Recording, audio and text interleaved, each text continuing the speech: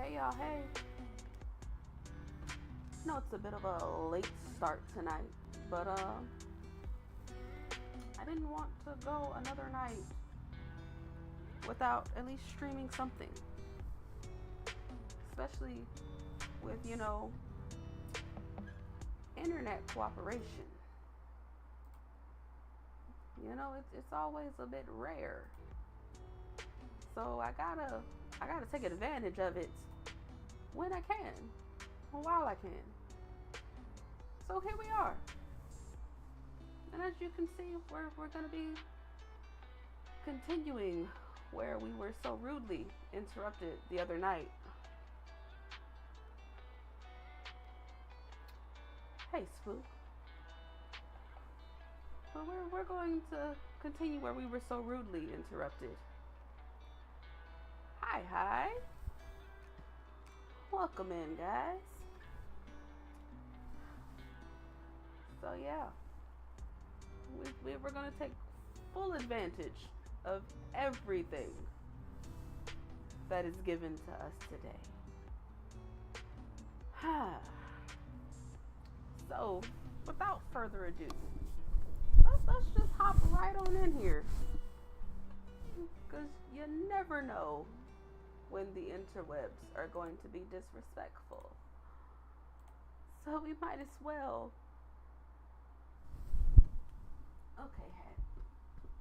You just want to be in the way. I understand that you can't be on my head right now because of the updo, but that don't mean block my entire screen.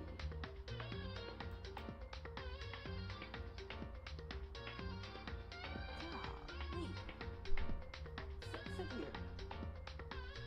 You just want to make it please.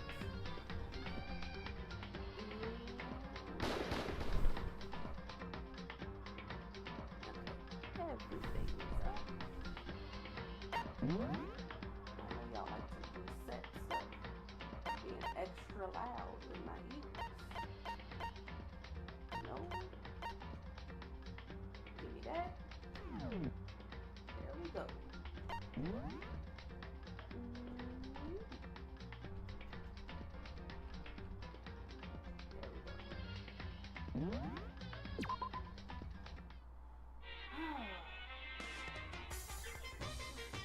Middle of a conversation interrupted last time.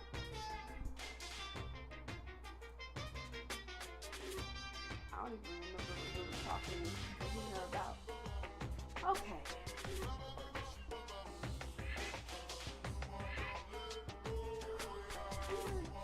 In there, you anyone? Oh, you didn't, did you? Are you sure you were as thorough as you should have been? I wouldn't be surprised if somebody was just hiding behind a door. That seems about the level of childishness of the mastermind of this game. You happen to catch a certain suspicious hat? No way.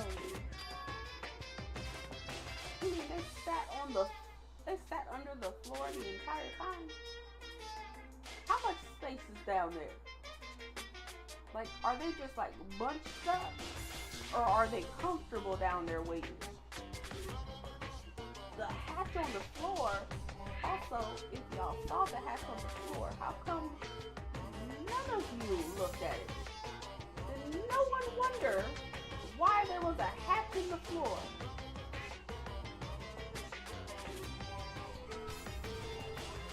Too bad. That was your one big chance and you blew it. Too bad. For once in a lifetime, I agree with Monokuma. Because why wouldn't you open the hatch in the floor? Just, Of course, that hatch can't be opened from the outside anyway. So whatever. Says who? I feel like where there's a will, there's a way. Now then, this room is officially restricted. So no more investigating. I'll be relying on you guys to tell the others.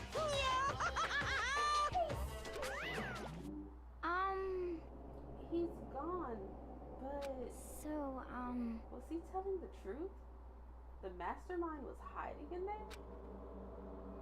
In fact, if you think back to when we got locked out of the patrol room, that proves it for sure. huh? Then, when I said we should leave, well, that hatch couldn't be opened from the outside anyway, right? So it's not your fault. Sorry. Oh, okay. Anyway, we don't have to let it get to us. We have to stay positive and make the most of the time we have left. You're right. There's one thing I'm good at. It's keeping my body moving. Okay. I'm gonna go run around and tell everyone what we found here. Nice. Got me all motivated again. You got it. First of all, that little bit shouldn't have been enough to unmotivate you that much in the first place. Especially given everything that's going on in this school. That should have been nothing. Okay, I'm out. See you later. You just took off at full sprint. And I have to do what I can too. That's the only way forward.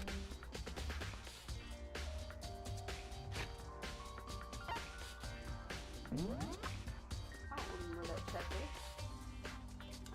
There we go. I still gotta check the headmaster's room and the second floor dorm. Alright. Headmaster it is. Where's that? Nope. Somewhere.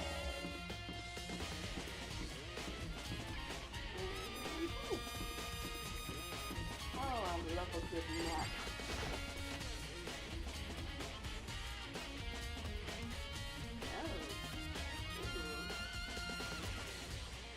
Why they make it look like the Oval Office?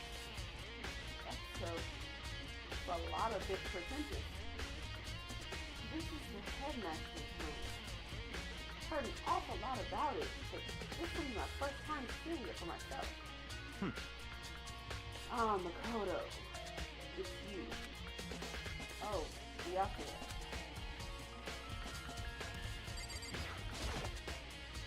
There are documents scattered all over the floor. Somehow it makes me feel anxious. Some papers on the floor make you feel anxious.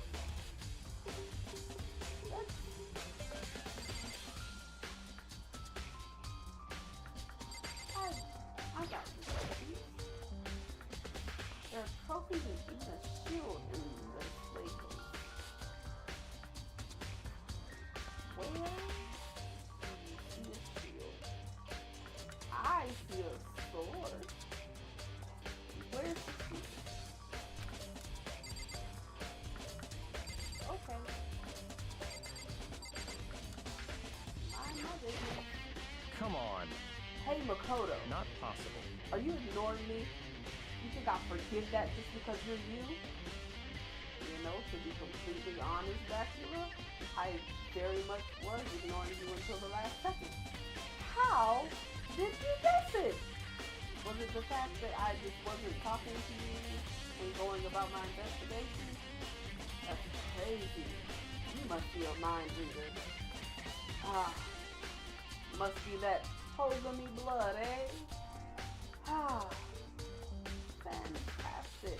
Such ignorance. When we get out of here, remember this moment. Come on.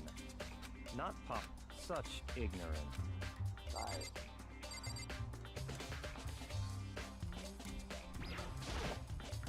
Probably because everybody goes and talks to him. If I wasn't forced to before looking at everything in the room, you would be the last one for me to talk to. Forget him.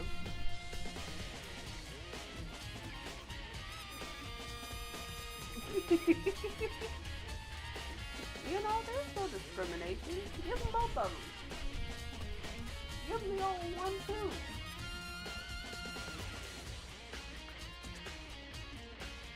You know, I was gonna get to him because you know it's not gonna let me leave the room without talking to him. But he was definitely going to be the very last on the list. I was definitely going to look at everything possible before I talked to him. But of course, that ego of his wouldn't let it happen. Well, you came to the right place this time. Would you like to see something interesting? What do you mean, something interesting? Take a look at this. It was on top of that pathetically ostentatious desk. I mean, I could have went to look for that myself like I was trying to. But you just hopped in. Could have figured this out on my own. But you don't, you just gotta be in everything. Class number 78. Register. It contains profiles for all of us and Lucas. So, in other words, Apparently, class number 78 refers to us. Wait, we found Lucado's profile in Kyoko's room. I see. That's right. It also mentions class number 78. This must be where Kyoko got that page. And since the rest of our profiles are listed in there along with hers, In other words, there can be no doubt. Mukuro was a student here at Hope Peak Academy, just like the rest of us. Was that not pointed out to us already? He only believed it when he saw it with his own eyes? Everybody's word of mouth meant absolutely nothing. Neither did the sheet of paper. Okay. Mukuro Ikusawa, the 16th student. That must be how Kyoko learned about it. But it seems that Kyoko was in a hurry. Huh? What did you do? Talking about when she stole it. The uneven tearing, where the paper had been crumbled. She must have been in a hurry. Well, since she snuck in to get it, I'm sure she wanted to get out as fast as possible. But what's your point? She was in so much of a hurry that she only got the first page. The first page? Correct. Mukuro's profile actually contains 2 pages. What? so in other words, When it comes to this profile, there was more information about Mukuro that we still didn't have. What kind of information is it? Why do you ask me to explain every little thing? You can read, can't you? Boy. You interrupted me looking at the profile by myself. And now you have an attitude when I ask you what you read after you interrupted my process? Okay.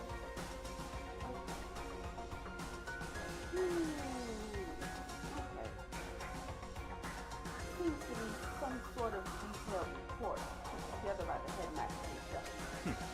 interesting. I don't know what kind of man he was, but I'm glad he left us such an interesting proof. Big fact. He needs a swift throat punch. Just at least so he can stop talking. I was half listening to Byakuya's extensive report. Good on you, Makoto. You don't need to listen to him. He ain't talking about nothing anyway. Mukuro reappeared suddenly, and in the background an instant look. Close to just a reach. An entity known as the ultimate despair. So despair was just following Mukuro around. That's a little creepy. Right now, I think he's sure to be a single person or some kind of thing. You know, it's a nice look. Too bad we didn't get to see her, you know, burnt to a crisp. But you know, I'm glad we got to see her, you know, like this. So it's a nice picture. They got a good angle. Whatever it is, Mukuro definitely has some sort of connection to it. I have a bad feeling about all this. I need to push forward with my research into the ultimate despair. And I need to pay attention to Mukuro's behavior too. It's just my gut feeling, but I think she's dangerous. It's like the countless battles she must have gone through as a member of Cinder. First of all, so you know that she's a part of a group of assassins, but you only think she might be dangerous? Is it not, like, completely sure that she will be dangerous? She's a trained assassin! And you clearly know this. When she entered Hope's Peak, she didn't display any signs of battle wounds or scars.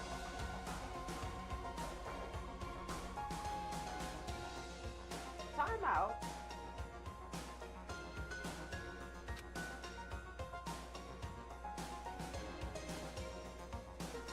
The body has scars, though. Is the person on the ground not Mukuro? Or were they just well hidden?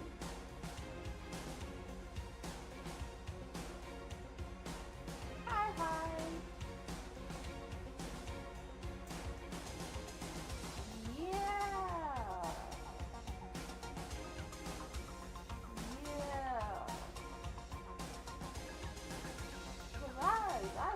Some questions. Especially knowing who Monokuma is. I feel like sometimes he be omitting details. So I would really like to know. Did she actually not have any scars? Or did they just not see them and this isn't in the profile? And also, yes, for her to be a trained assassin, getting taken out by a blow to the head,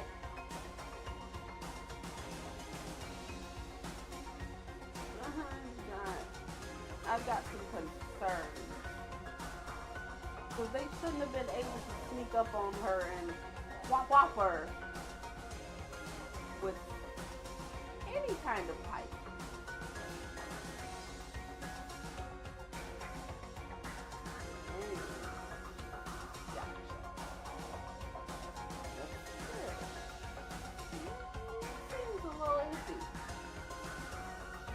Alone proves her tremendous skill in battle.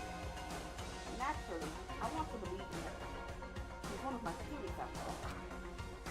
But if I decide she's a danger to the other students, I would force to take all reasonable measures. Mukuro is a part of the ultimate despair. I don't think there can be any doubt about it. But wouldn't that mean Mukuro and the Mastermind were allies? So why? Why would they kill Mukuro? Probably just to get a point across. That or Mukuro could have had a change of mind, and the Mastermind didn't like that, and they decided to use them. Plus, even the headmaster seems to be afraid of what Mukuro was capable of. They would have had to take her completely by surprise to kill her like that. Or maybe it means the mastermind is stronger than Mukuro was. So is the mastermind also a part of Fenrir? Because I don't see a regular person being able to sneak up on and kill a trained assassin. No? Then how did they sneak up on a trained assassin? Was she tired? Was she drugged? I've got questions. Or maybe this mastermind is stronger than Mukuro. What? Wrong, Makoto. Get out my face, man. I'm reading. That's fine. He seems to be lost in thought. But I should probably point out one other thing. There's another important bit of information within the profile that you made. What is it? Did you notice the picture in there? A picture of a girl perhaps you've never seen before? A girl who seems to be included as part of our class in the 78. That should be enough for you to figure out who the girl is. Is it not obvious for the simple fact that there's a photo right next to the name and profile? Does he think we're stupid? Also, is Makoto's next sentence is something of shock or surprise? We gonna have some problems. And further information about that girl is included in the file. 5'7" inches, 97 pounds, and it even lists her vitals. Not sure that her body measurements count as vitals, but okay, Danganronpa. Okay. 31, 22, 30. Well, what do you think? What do I think?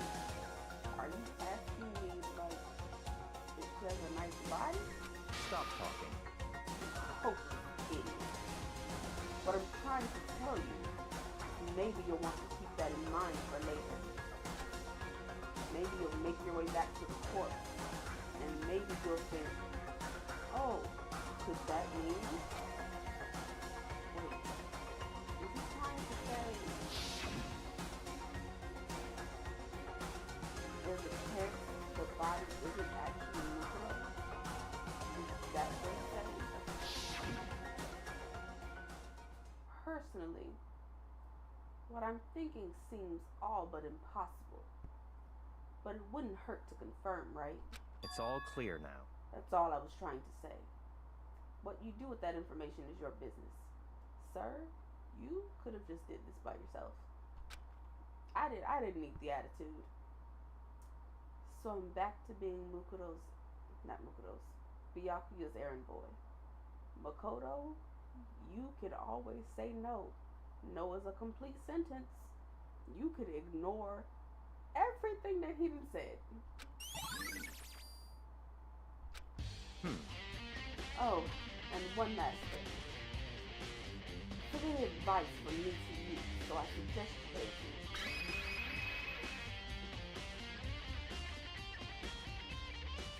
You know, even being the protagonist, you should at least get a little bit of a choice. Just a little bit. Like, they could have at least given him a solid, like, at least a regular backbone. The average backbone is a little stiffer than the one that he has. His just be bending to and fro. Advice for me? seem to be getting along with Kyoko quite well. Not that we're getting along. She's just done a lot to help me. Well, don't put too much faith in her. Huh? In other words, The cost of that faith might be more than you can afford. I think I'd rather have faith in her than you. You know, I feel like Kyoko might be the queen of minding her business more than I am. So she's probably been all over the place, man. Probably found some secret alcoves. And she probably found out all the information and probably sipping some tea somewhere. What's he saying? This is what I think. Call it a hunch. A hunch.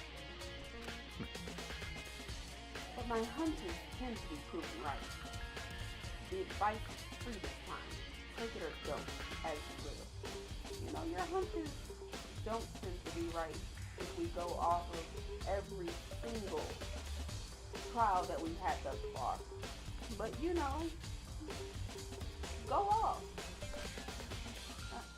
I'll keep it in mind. Say, get out my face. Oh, please.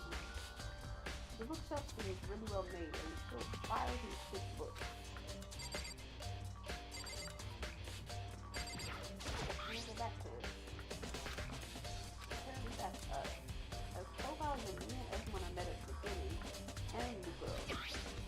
Just like us, Mukuro was apparently a new student here at Hope. Mukuro Ikusaka, part of the open stage.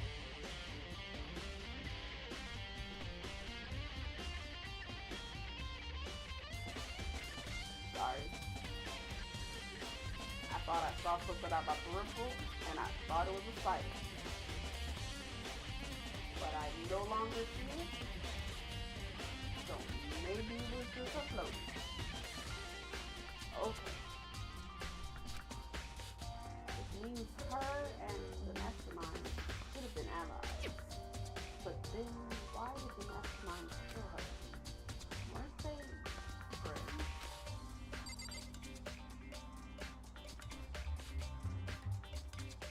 And I hate it. I hate every single bit of it. Ugh.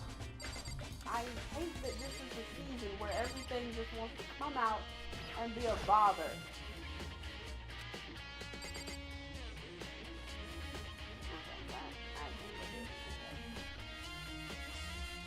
Dang, y'all not even gonna let me look at the pictures up top. That's crazy. Get me out of here.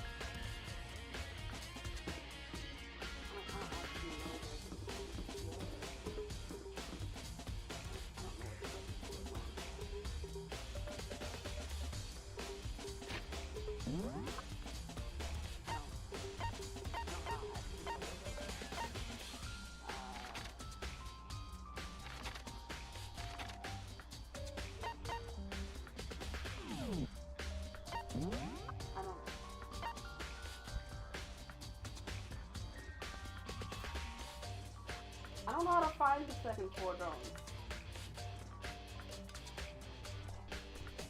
They're not on my handy dandy map.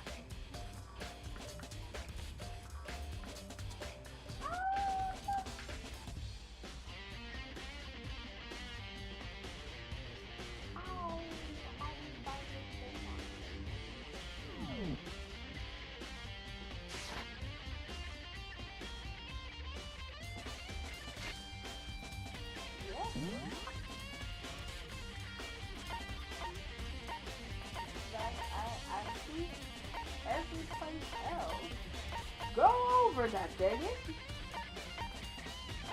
But it goes to 3rd floor and then 1st floor. No dorms. No dorms.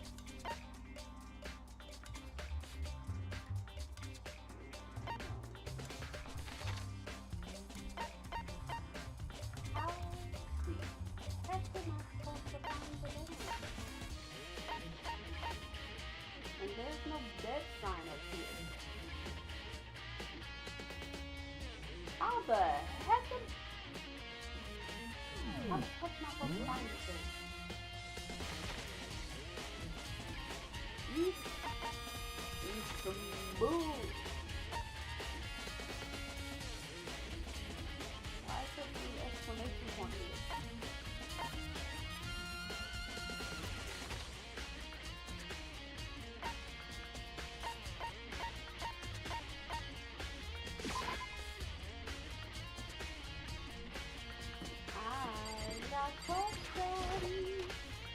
I'm supposed to explore something that I can't even find.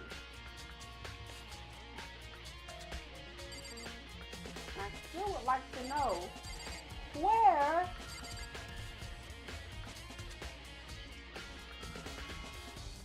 things aren't adding up, people. Things aren't adding up.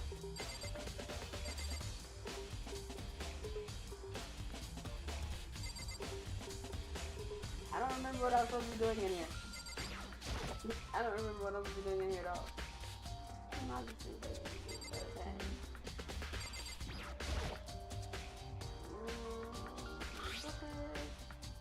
Reception manual. Yeah, you talk about the bodies. Yeah, you talk about these things over here that you still don't say nothing about. Yeah. Back here. Some kind of goes here, something goes wrong. Like that is right. But on some of the left, wrong.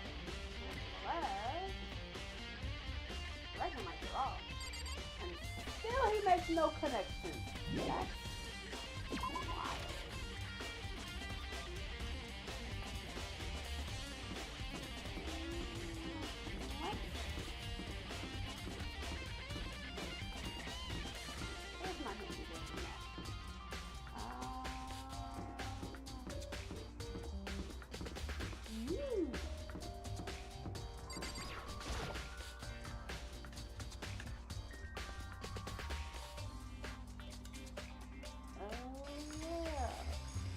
Body gone, but not in cold storage where it should be.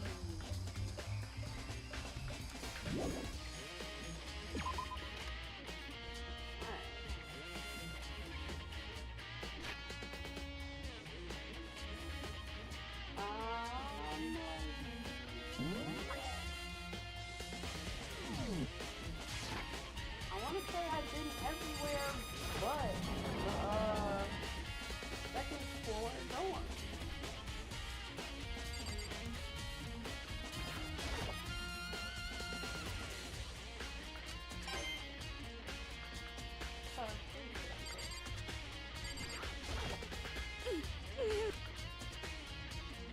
Why? Why is everything? So I've been here. I think I've been everywhere but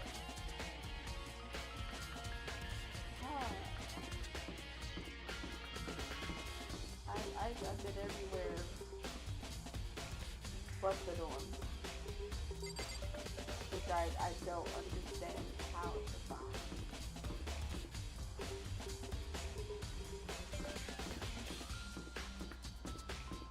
Like, how am I supposed to find these mysterious doors?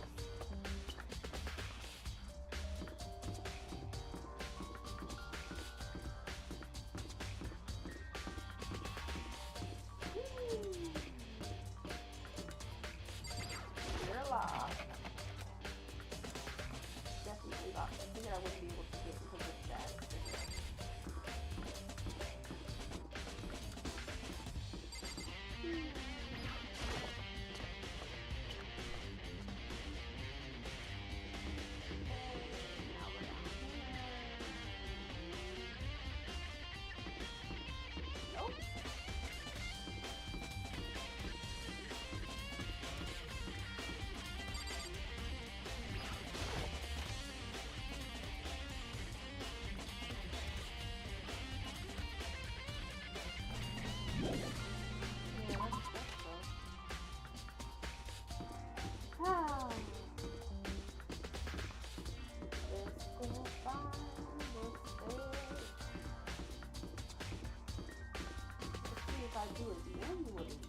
I somehow come across the dorms.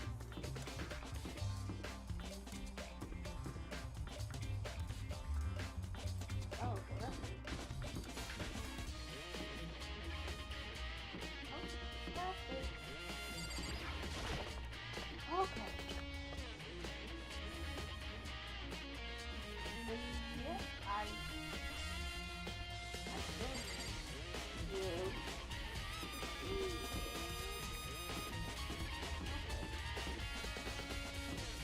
Let's wander. See if we can find them. Okay. That definitely says second floor dorms.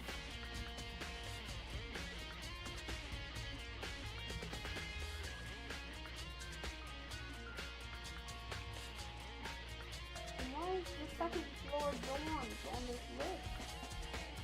And how come I can't find them?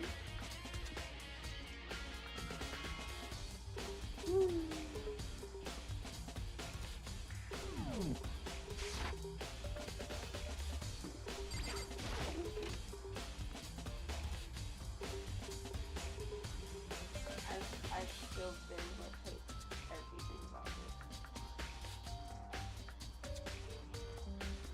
No, I went down in order. I was already on the 5th floor, so I went down in order. I did everything on the 5th floor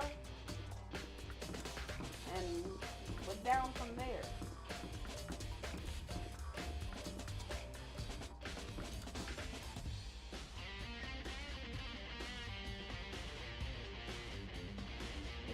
Why are they called the second floor dorms if they're on the 1st floor? Whose dumb idea was that?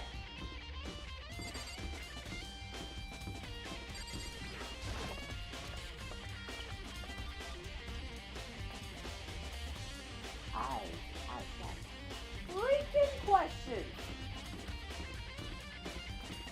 Cause seriously, whose dumb idea was it?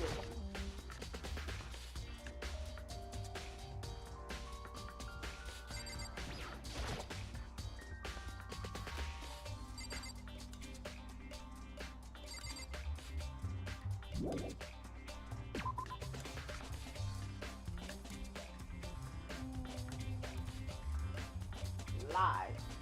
Nothing ultimate about that. Nothing ultimate at all.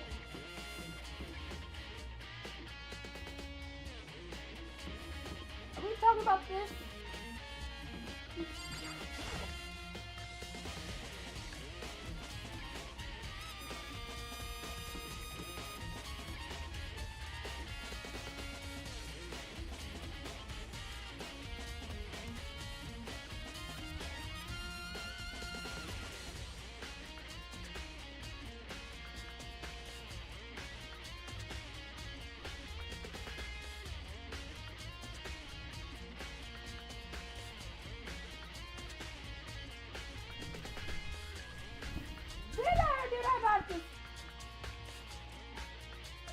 Did it just got to teleport me back to here?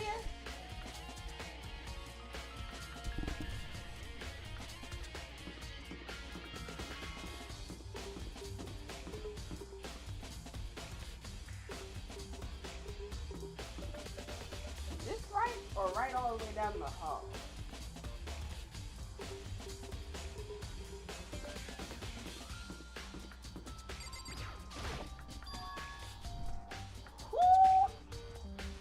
Crap together.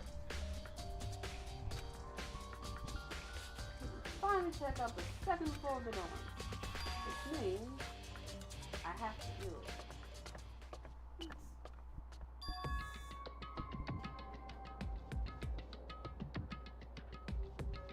Because it's ridiculous. Somebody didn't think this through.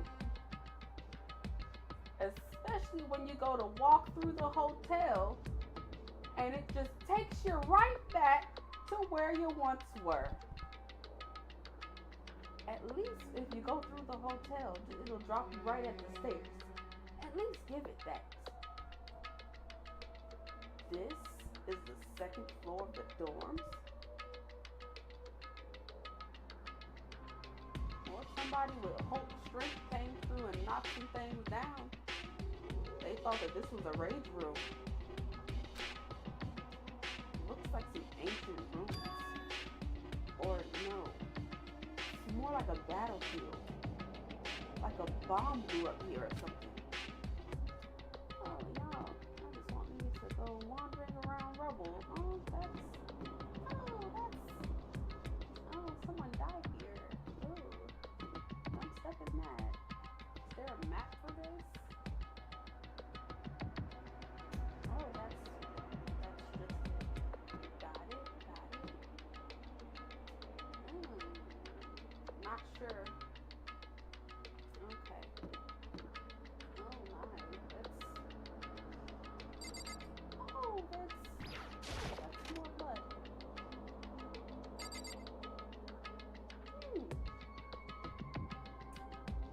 Someone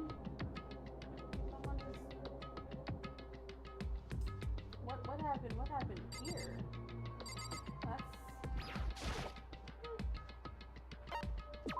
No, nothing. Because I've got questions.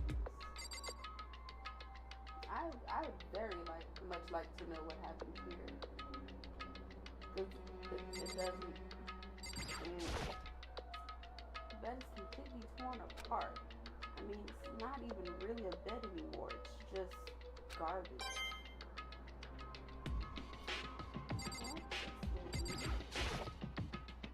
I opened the door just a crack, glanced inside, and immediately closed it again.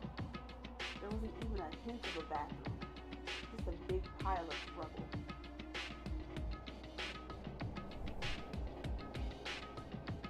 Clearly.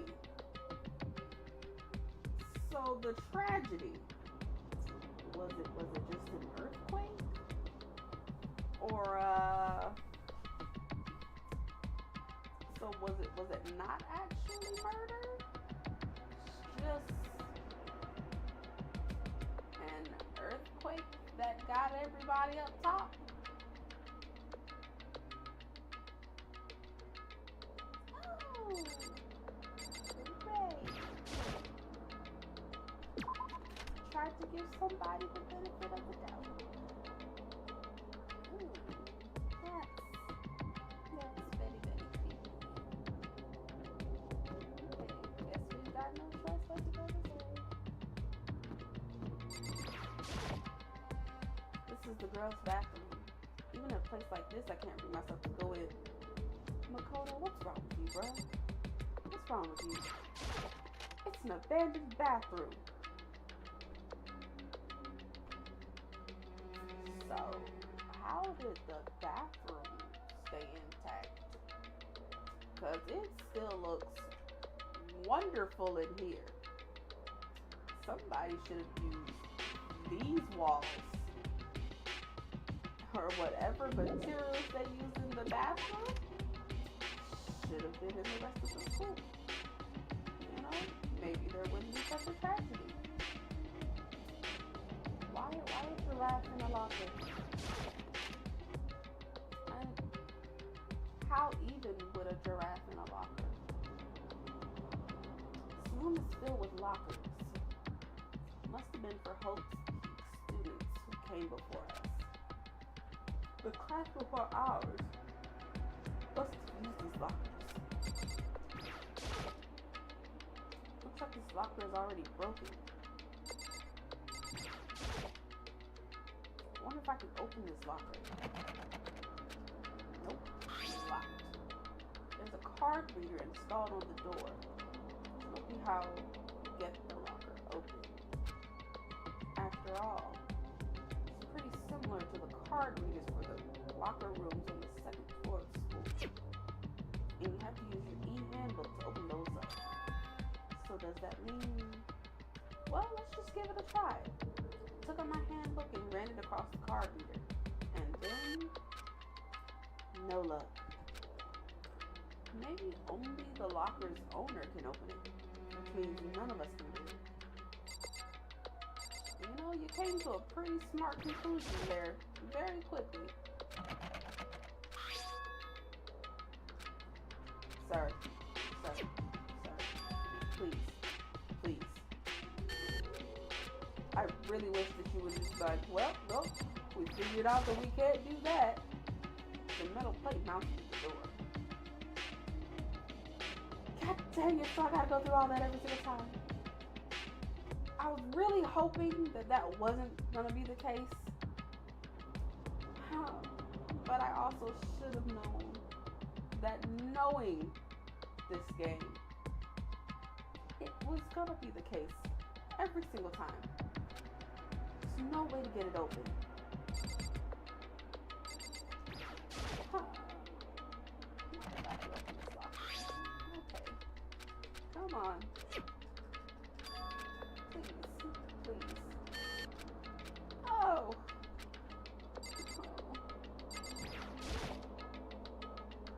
Okay. Come on. Come on.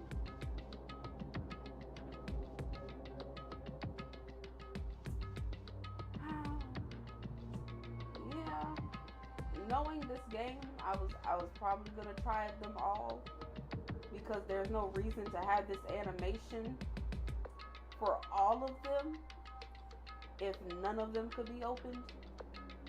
But I was really hoping that I wouldn't have to. Okay.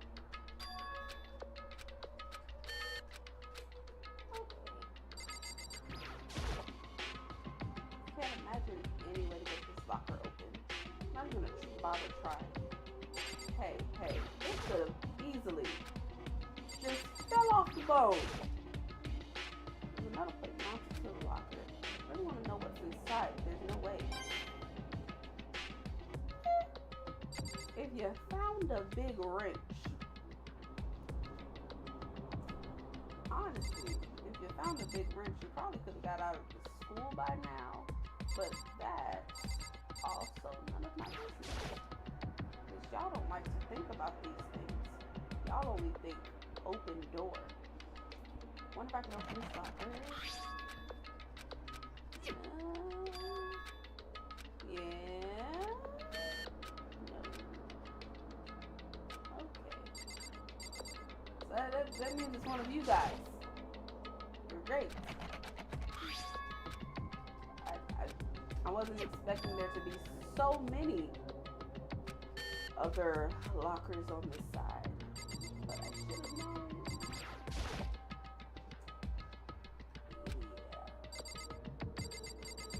Yeah. Okay, so y'all are all that. Alright, who haven't I touched?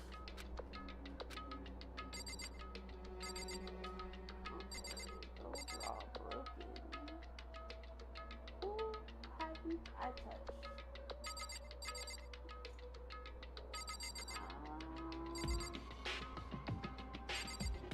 Didn't I touch all of you guys? I don't see anymore.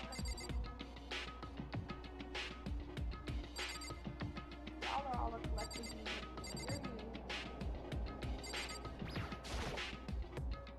I don't think this locker is gonna open.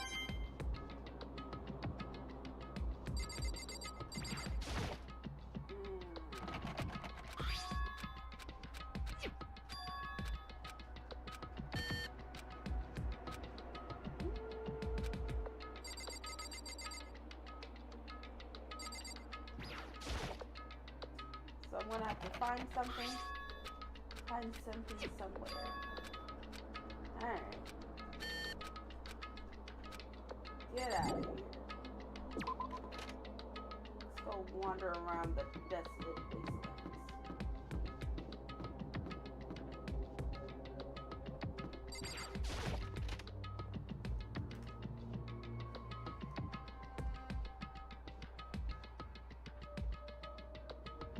This room doesn't really feel like a student's room. It has a more adult feel. Correct. It's the headmaster's private room. So, The headmaster must have used the same materials in here that he used in those bathrooms. Because this also looks untouched. The headmaster's pipe. Really? Is it because it looks good? Because I would live in this room. Kyoko! Indeed. I've been through this room several times already, but I still have one little regret. So I decided to check it out one more time. Huh?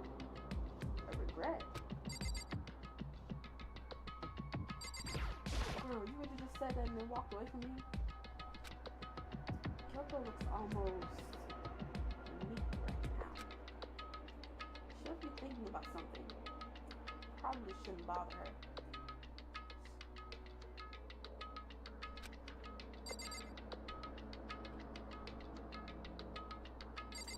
I'm almost afraid to ask. There's a PC on the desk. It must have belonged to the headmaster. It would seem... I thought she looked meek and didn't want to talk to us. What happened?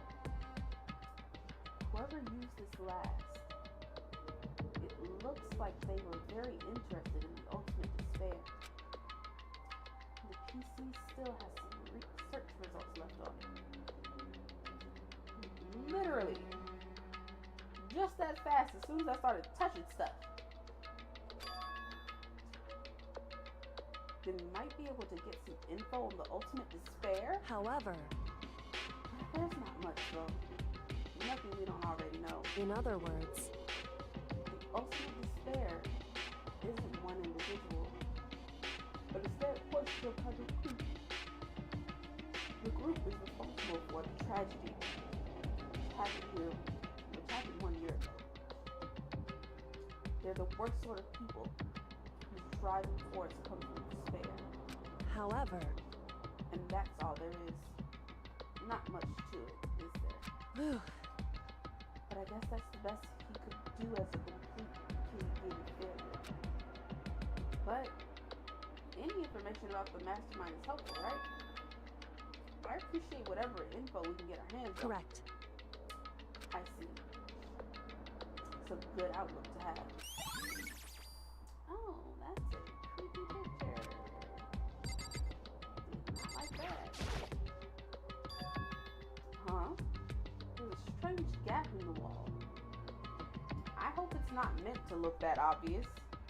I hope at least it's supposed to fit nicely into the space. Because that would be stupid for a hidden room. That would be a terrible design flaw. Is it some kind of design mistake? Or a construction defect or something? You know, possibly. It's probably meant to look like one of those divots in a wall. Like maybe your foundation is shifting. So, There's a gap here, but not just any normal gap. I can feel a breeze coming out. A breeze? indeed, There's likely an open space on the other side of this wall. Open space? Does that mean? You mean like a hidden room? Makoto, your brain did not immediately go there? I'm very much worrying about you, sweetheart. I'm very much worried about you, okay? Our poor boy.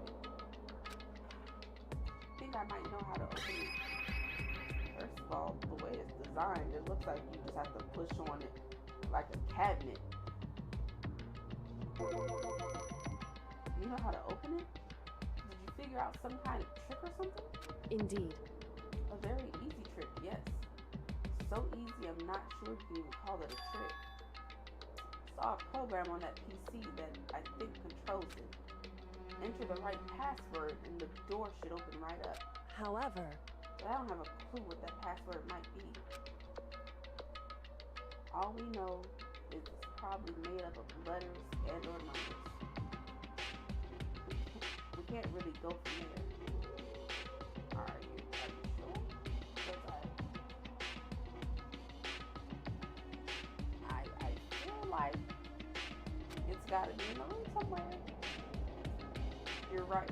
It's not nearly enough to go on. It's true. Look through all this paperwork, all the files on the PC, everything I could think of. I learned more about him than I had any desire to, but nothing that might have been his password. When I think of how much time I wasted on this, jeez. So the hidden room she couldn't get into. That's what she meant by regret. I think we can assume there must be some kind of clue waiting in there. But maybe for her, there's more to it than that. Anyway, if we want to get in there, we need to figure out the password. And if Kyoko can't figure it out, no way do I stand a chance. No, wait. There might be a chance. The password could be something Kyoko wouldn't have thought of. Or something she didn't want to think of. For example, what about your name? What? Huh? Oh, sorry. I was just trying to think of what the password might be. I'm sure she hasn't tried it. I mean, it's totally understandable.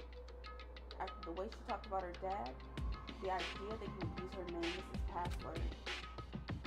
Knowing how she is, I bet the idea never even occurred to her. Mind if I try it? Just to be sure? Well, It's not like you need my permission. If you want to try it, try it. Do whatever you want. Oh, okay.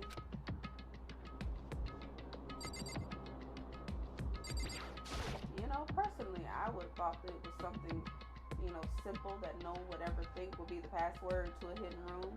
Like password 123. I'm glad I thought of trying Kyoko's name.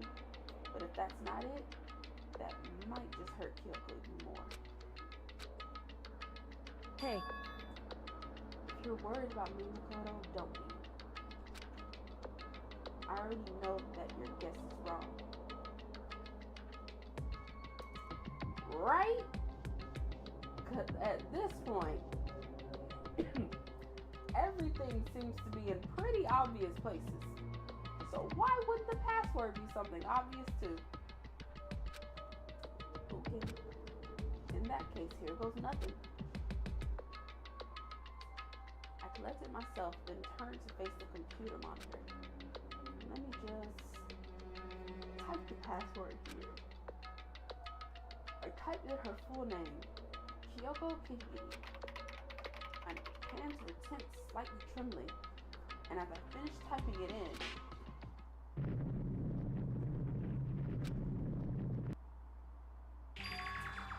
why her full government though? Why not just Kyoko? Why not Kitty Kitty? Why the whole government as the password? What? That did it? Kyoko, it worked! why? Kyoko. Without looking at me, she disappeared into the hidden room. She looked grim. Kyoko.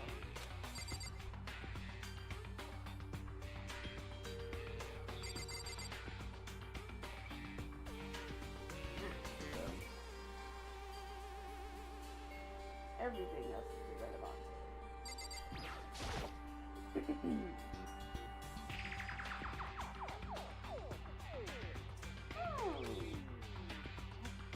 Hey, Kyoko.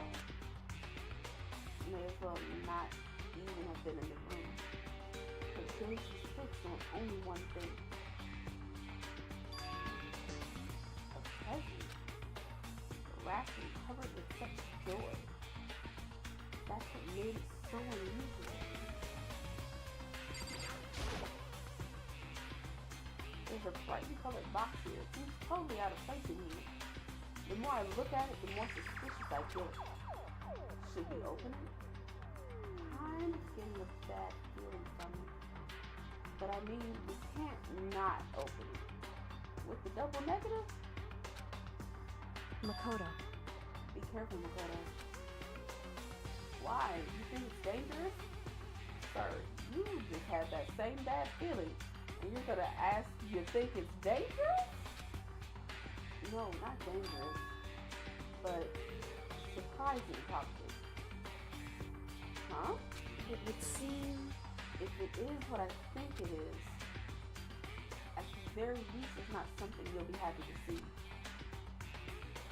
Wait, so you know what's in there? Anyway... Just don't scream or anything, okay? I second that motion. Please don't scream in my ears. Are you saying it's something that'll make me want to scream? Okay, I'm just gonna open it. Step by heavy step, I approached the box. I took a deep breath, then took hold of the lid. Slowly, ever so slowly, I lifted it up. Light began to sneak its way into the box. I stole a hesitant glance inside and... Makoto, I swear if you scream at my ear, I swear.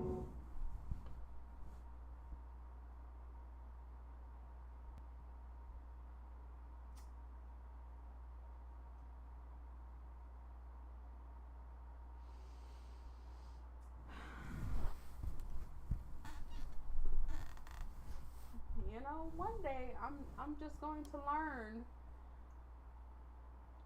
to turn the volume down in the headphones. Because it never fails that at least once an episode, somebody's finna scream bloody murder in my ears.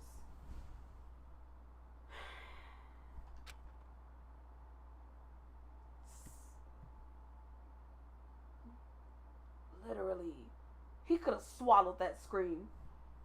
He could have swallowed it. Or at least covered his mouth. Kyoko's advice was no use.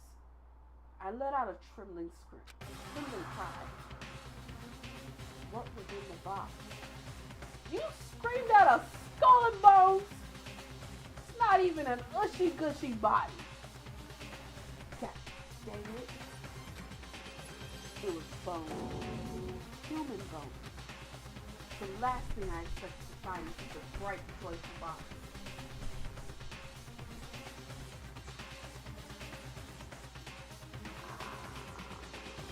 Nope.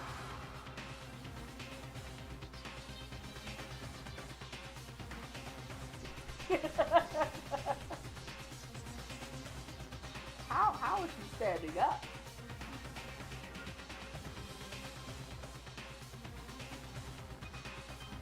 Oh, sweet Lord. I mean, who could have possibly imagined? I see. Just as I thought. What? Girl, stop stopping mid-sentence! Just as you thought. How could he have known that? I mean, there were bones in there. Human bones! It's not that I was thinking of bones specifically. I just had a feeling it would be his body. I also thought that it would be a body. But, I didn't think it would be a body dead that long. It's pretty much the same thing. A dead guy in a box.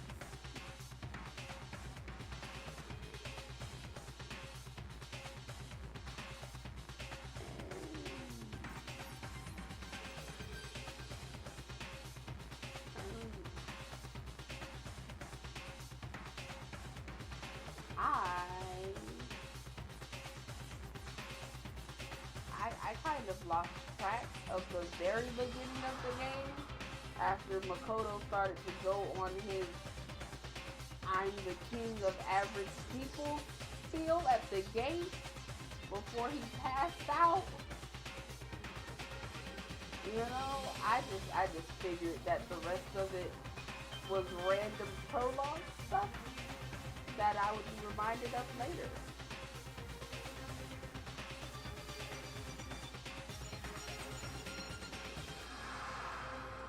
I mean, you see how long we've been on it. It's been a long journey. Sitting and doing this in one sitting,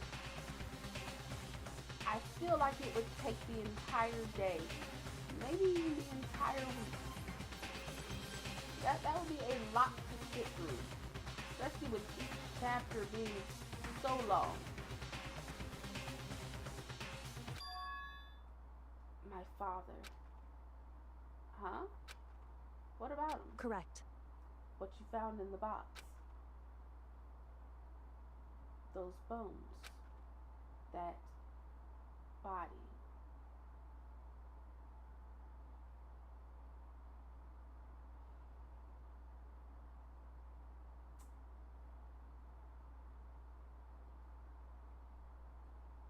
Huh? I feel like it's a toss-up, depending on how you go about it.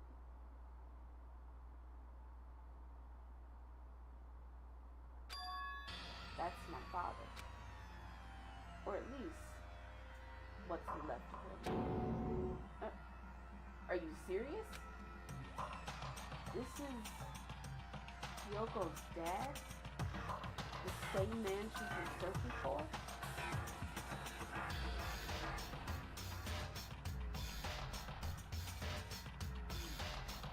So, yeah, about a day or so.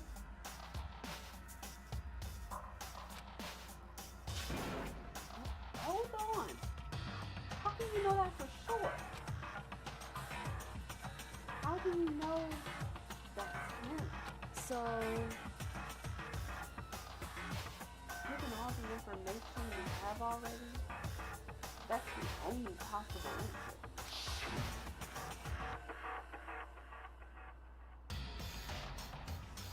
So that same person may very well be the mastermind who planned all this out. And according to the files, the headmaster is a man in his late 30s. It seems possible, even likely, that he's somewhere in the school right now. Oh, that's an awkward statement.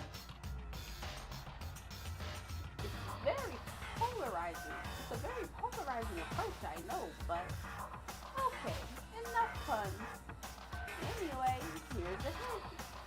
I'm sure I told you this already, but this killing game began with 16 participants, all of them high school students. And the only people to take a single step in Hope's Peak since the killing game began are those 16 students. Alter Ego said that the headmaster was probably through the school, but the only ones who were alive at the start of the killing game were 16 students. When you put those two ideas together, it doesn't take much to assume in other words, that most likely my father was in this school, but he was also there. That's my assumption anyway. As Kyoko explained her analysis, she was completely calm. Or, no, she wasn't calm. She was only trying to seem calm. She said it was just as she thought, so she knew it was a possibility. But I have to believe that at some point she wanted to be proven wrong. Which is why she never looked in the box herself, even though she had plenty of chances. No, she did not have plenty of chances. The only chances she had was, in the last 5 minutes when y'all discovered the box on the table. Also, to put it in his hidden room is way childish and petty. Cause why? I know Kyoko said she wanted to see her father so she could cut off all ties. But was that all there was to it? I gave up some of that pride. In order to enter Hope's Peak, I had to reveal myself to the school. You're right. You're absolutely right. And he would be childish enough to wrap it up and put a bow on it too. I didn't knowing it was something a true kitty kitty detective would never do. Would she really give up her pride just for that? I couldn't help but wonder.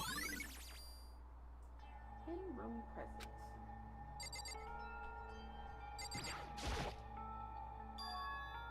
Oh, look at the cute little baby Kyoko. Huh?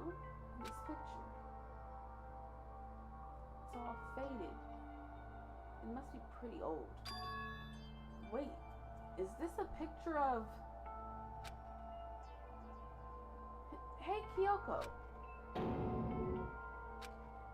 Why would you? Well, this is annoying. I came here to cut myself free of the past. And yet... Literally. As if we didn't already discover that this was the headmaster's room. And the headmaster is her dad. And of course, the face and the hair just can't possibly match the girl standing right next to you as you look at this photo. To now find something like this. So what do you expect me to do now? Then I was right. It's a picture of Kyoko when she was a little girl. Knowing the headmaster had this picture all this time, he must have really cared about her.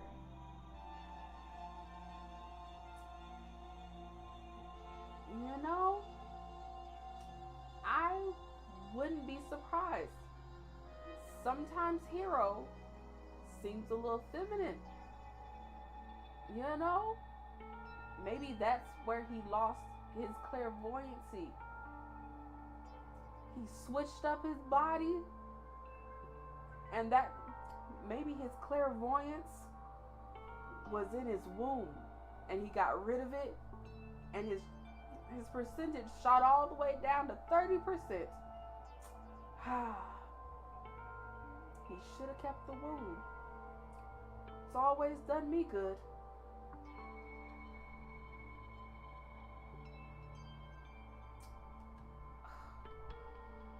You know, it's no wonder.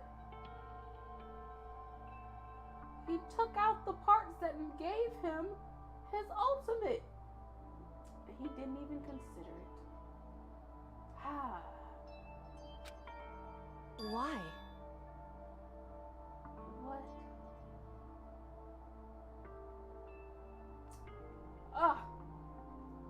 See?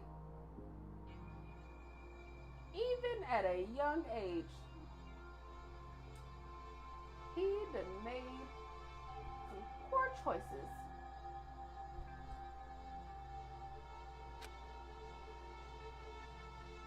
I wanted to face him and tell him myself. To cut him out of my life for abandoning me. That's the whole reason I came here.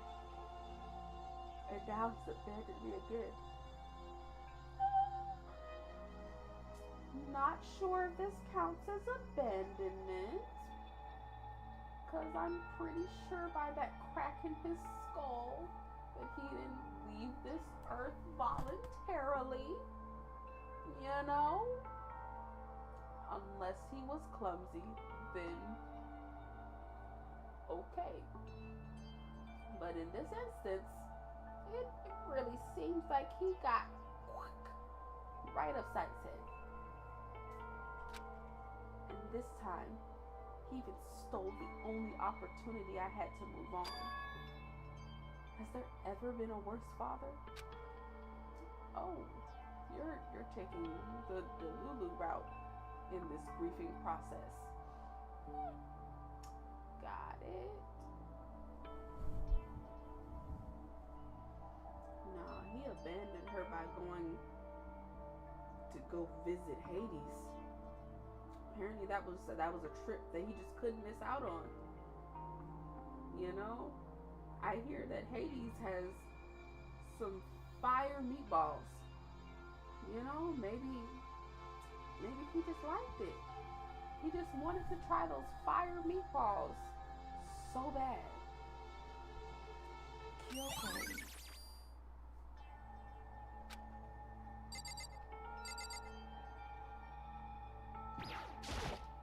What's in the drawers? This filing cabinet seems like the kind of place you'd find a clue. Should take a closer look. But I don't think Kyoko would like some stranger like me touching her dad's stuff. See? He went for the fire meatballs. He just couldn't resist them. Hey. It's fine. Check whatever you want. Are you sure? Oh, okay then. Makoto, this is not the time to be worried about somebody's feelings. You literally have to find these clues or you're going to die. It's no ifs, ands, or buts about it.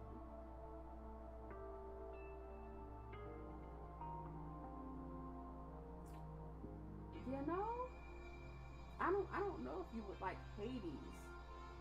You know, his meatballs are fire, I hear.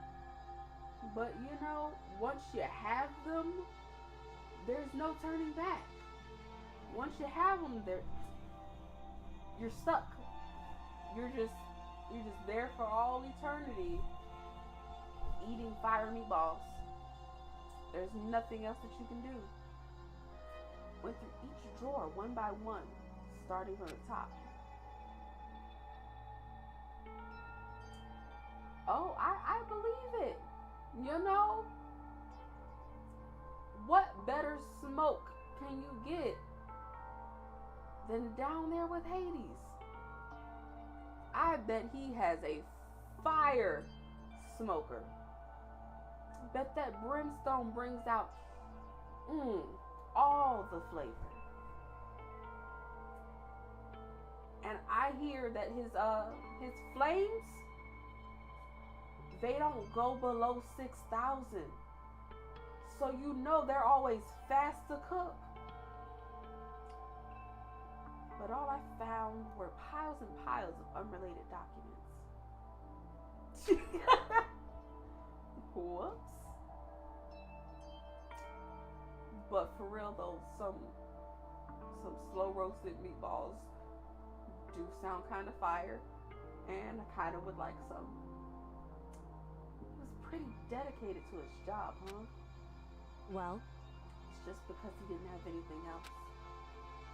Could have inherited our family business, our legacy. Instead, he left it all behind. Now, if he couldn't even handle a job like this, he would have been that much more of a failure. Ooh. You know, pass some over here to the left when you make that spaghetti. I'm sure he couldn't stand the thought of that, and it made him desperate. Well, alright then. The headmaster's desk. Probably hiding some kind of clue, so I really want to check it out, but I really don't want to touch Kyoko's dad's desk without her permission. Makoto, this is not the time for this. You're in a life or death situation, even more so than before. Just go through the desk. Hey. Don't worry about me. Feel free to look around as much as you like. Are you sure? Because... never let anything get in the way of the investigation. I don't. This is not the time for that, though. Oh, okay then, if you don't mind. Especially since she done already gave her permissions. Starting from the top. Opened all the desk drawers and looked inside. I rummaged through each one, finding nothing but unrelated documents. But in the last drawer, huh? Is this? It's an e-handbook, right? And it has a label on it that says in case of emergency. So now I can go open the lockers. Got it. I found some kind of emergency handbook in the headmaster's desk. In other words, A handbook with no limitations given to the school's ultimate authority, the headmaster. I'm assuming that's what this is. I think you're probably right. it would seem... It might prove useful as we continue our investigation. Why don't you hold on to it? Huh? But Kyoko, I don't need it. If you don't want it, go ahead and leave it here. Then I guess I'll take it. Is it really okay?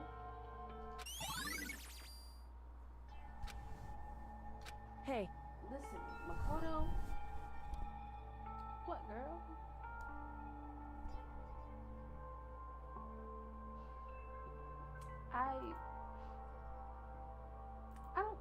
I don't even want to know for the time being. Because you already said that this one was the shortest one.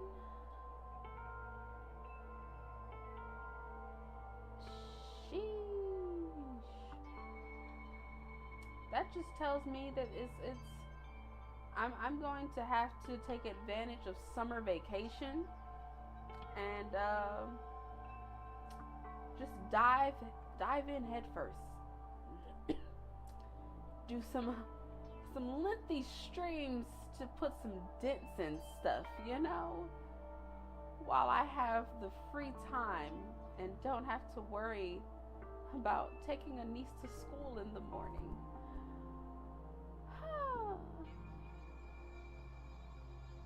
That also means that I have to pick and choose my jobs better so that they also don't start in the morning. But we'll get there when we get there. Whew.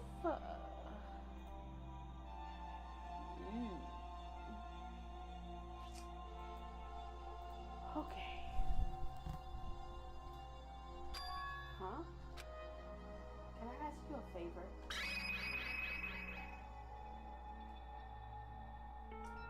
Right?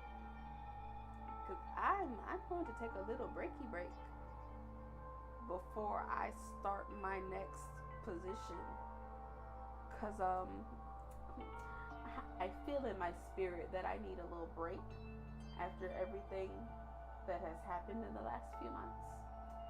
So you'll probably be seeing a lot more of me and my shenanigans. You know? Because the last week of, you know, counted attendance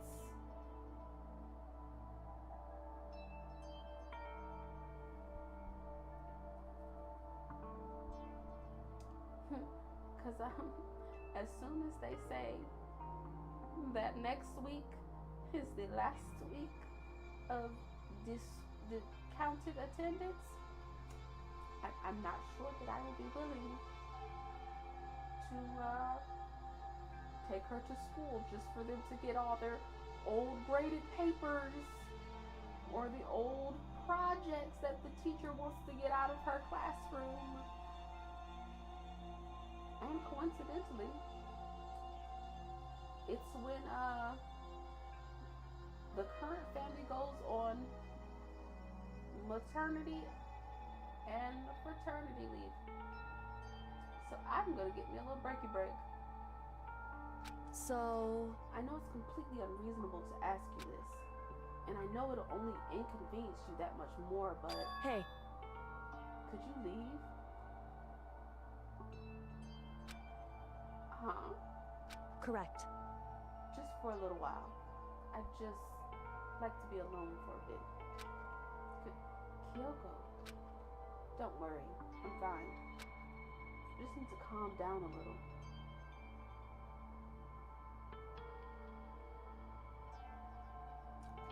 Also,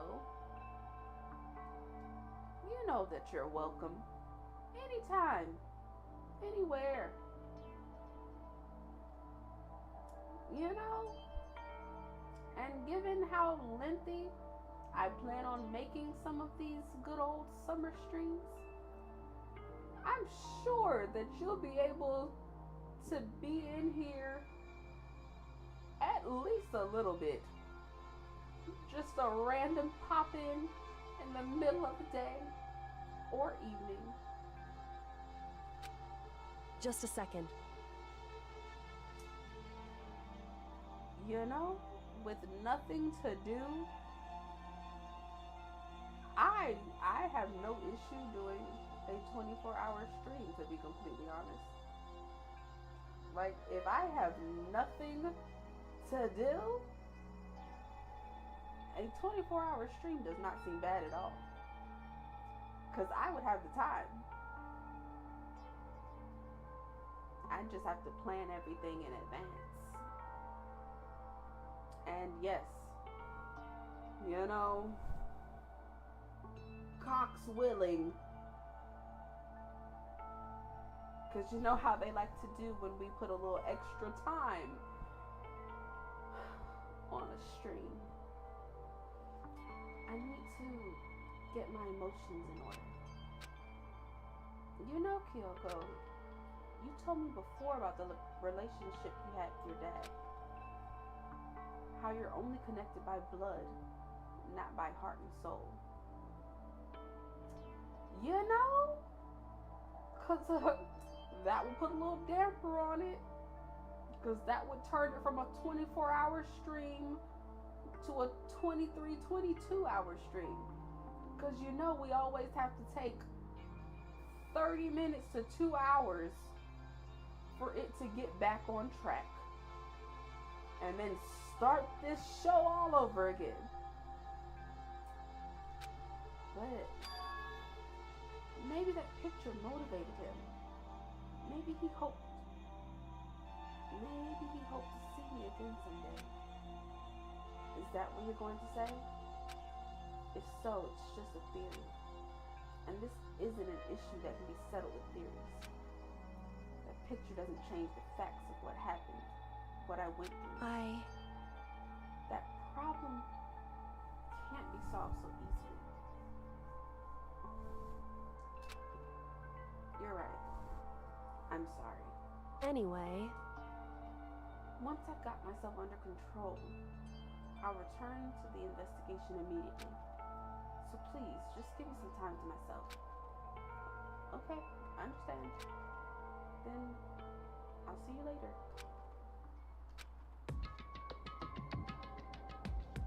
Dang, you didn't even give me a chance to walk out by myself. It just booted me out the room. Is she really okay? Kyoko must have been a complete shock to her. I mean, it was a shock to me. To find out what happened to the headmaster. There's no doubt the mastermind performed that evil deed. They killed the headmaster. Killed Kyoko's father. They killed him. The headmaster is dead. How many different ways are you going to say that he's dead? The one leading the Hope's staff. The one who finalized the plan to isolate him was the Hope's youth headmaster. So that same person may very well be the mastermind who planned all this out. And according to the files, the headmaster is a man in his late 30s. It seems possible, even likely, that he's somewhere in this school right now. But we were wrong about that. The headmaster wasn't the mastermind, which means the mastermind's true identity is... Alright, we really gonna go through this again? 15 of us met in the mail hall. Add Goooooo to the mix, we get 16. And including me, only 6 of us are still alive. Everyone else is dead.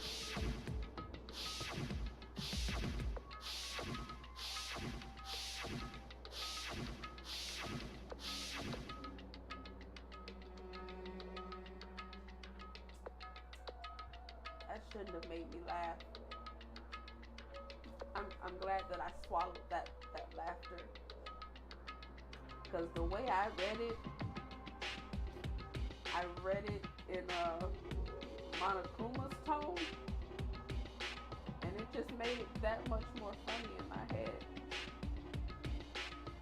Especially given the fact that he wouldn't even be in this situation if he had just stayed his tail at home. Or at the very least, didn't even come up with this idea to bring them all here in the first place and lock them in. Huh. Even Mukuro. Even she's undeniably dead. So the ones still left alive are me, Byakuya, Hiro, Toko, Ida, and Kyoko. Why do they always use these same analogies and phrases every time they find dead people? Because now it just makes me chuckle when said out of those situations. Only those 6 people are still alive. And there's no question. Wait, no. That can't be. I refuse to believe it.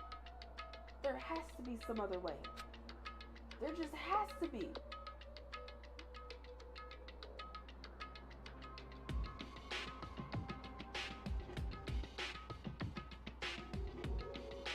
You know?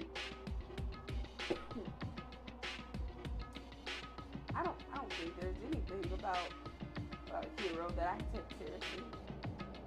The moment that 21-year-old said, "For serious?" I didn't take anything about him seriously. Just, there's no reason for you to be an actual adult saying "for serious" in serious situations.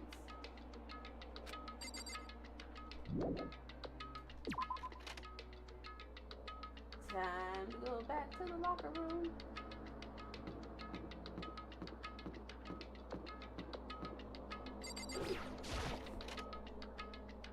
I don't think people are gonna take you seriously that way. They're gonna look at you like, wait, you were making such a good point. Why did you say this at the end of this statement? Sir, you have the handbook. Okay. What about that emergency handbook I found in the headmaster's hidden room? Okay, let's give it one more try. Took the emergency handbook and ran that across the card reader and... Alright! Just what I was hoping for. Let's see what we got inside. Oh. This locker is totally disorganized. But it belongs to probably has organization problems in every part of their lives.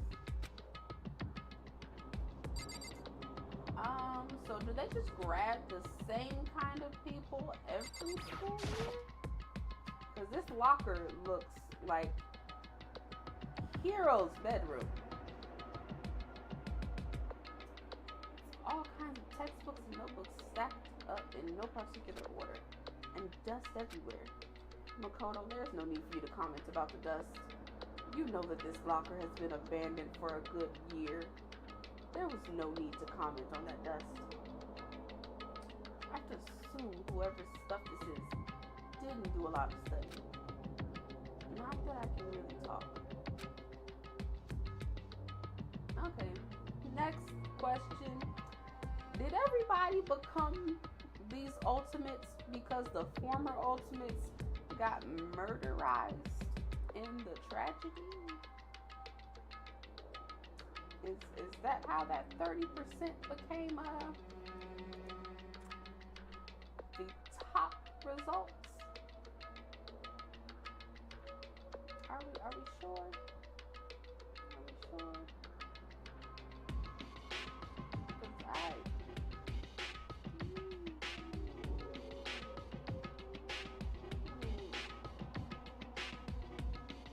Because that's unfortunate. So these are all just coincidences. That makes me a little sad. Trying to act as casual and natural as possible, picked up one of the notebooks I saw.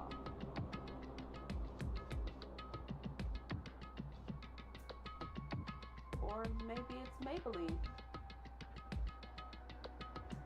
Also, why is he being delicate with dead people stuff? No one's gonna catch him and judge him if he touches it. But the moment I looked inside the notebook, any sense of easiness I may have had evaporated.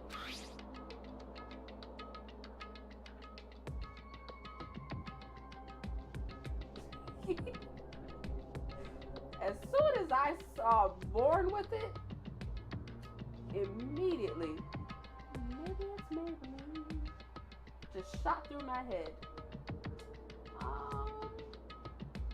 So Hero was here?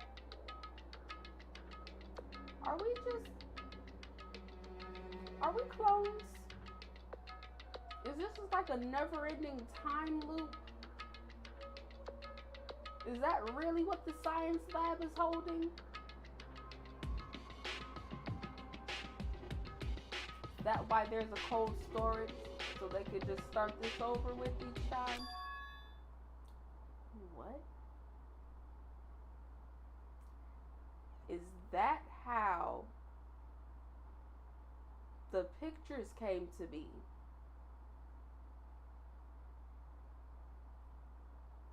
Did those pictures happen in one of the former clone lives?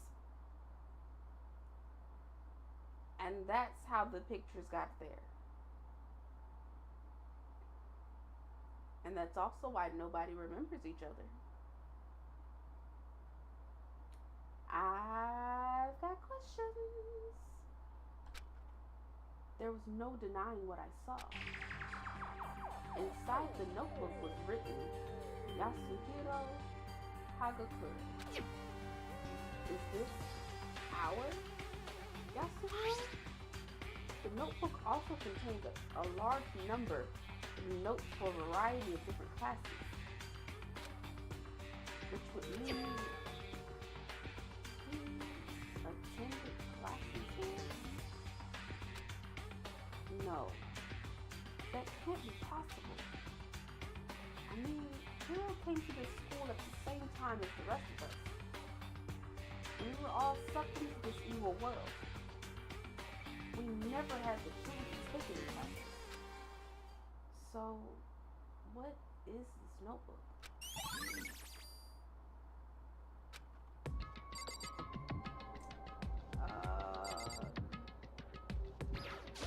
Could Hiro have gone to this school when it was still a school?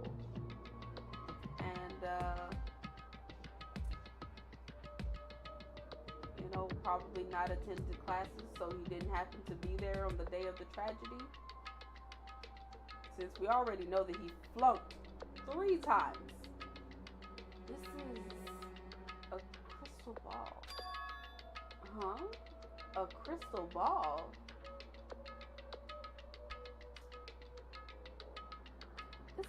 the same crystal ball that got chucked by Leon, right?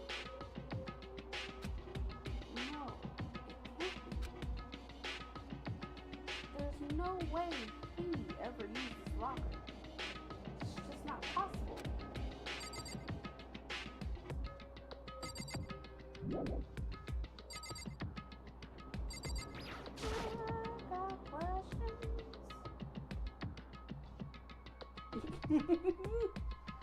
You know, that would be a good use of that 30%. For that to be the day that he slept in, I don't see anything that might be a clue. You know, his 30% ain't worth nothing a lot of the time, but it comes in clutch when he needs it most.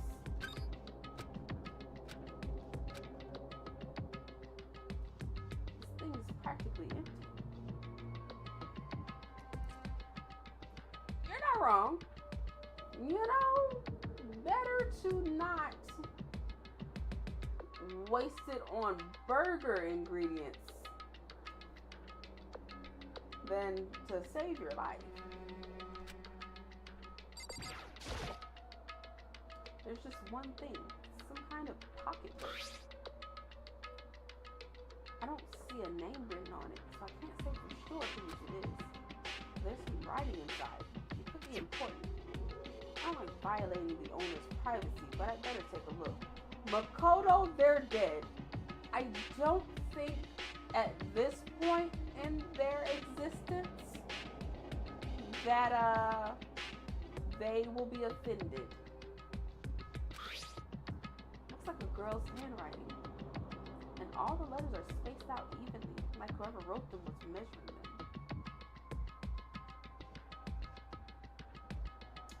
I don't know, because he also believed that same burger got stolen by aliens that same day. I just think that he got a bit of food poisoning and he had a bad trip.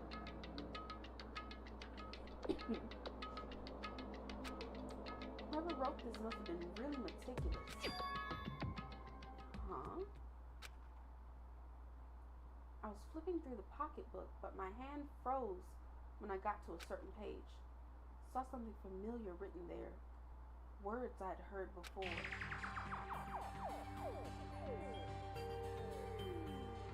There's a plan to turn Hope Street into a shelter and isolate the students here in a communal life. I decided to talk to the one who came up with the plan directly.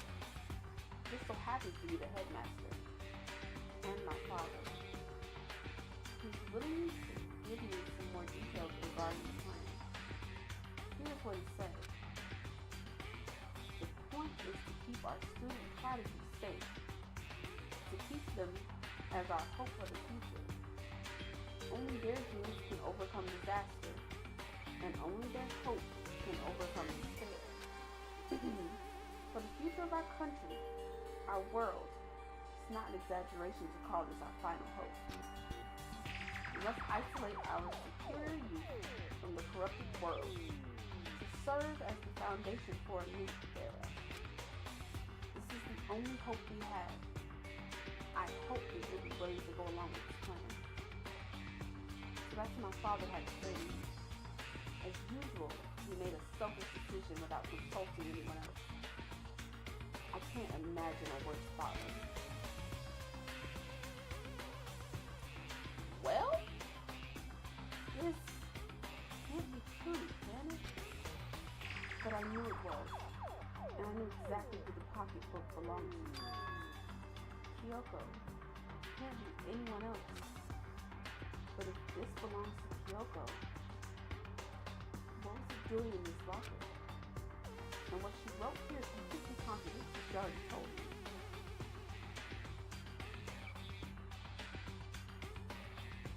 See, I never would have thought that Toko cared about even spacing between her letters. Never in my wildest imagination would I have thought that she cared about neat handwriting. If anything, I thought it was a toss-up between Kyoko and Taka. Taka seems like he would care about how his handwriting looks.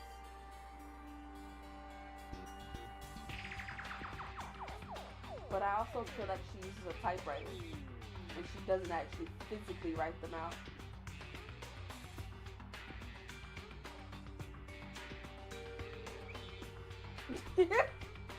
I mean, that seems more accurate with the words that come out of her mouth. She says she hasn't seen her dad since he left when she was little. Are we sure that they don't just take the fanfic out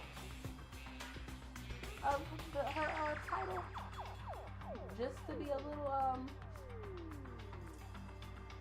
generalized?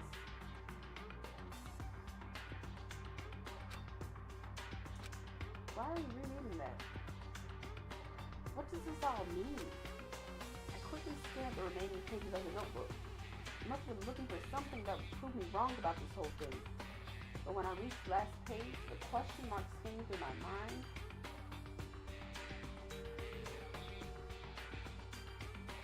I feel like they're hand in hand. One can draw them out, and the other can write them out. And if they join forces, she writes it, he illustrates it, they could become world famous in a certain community.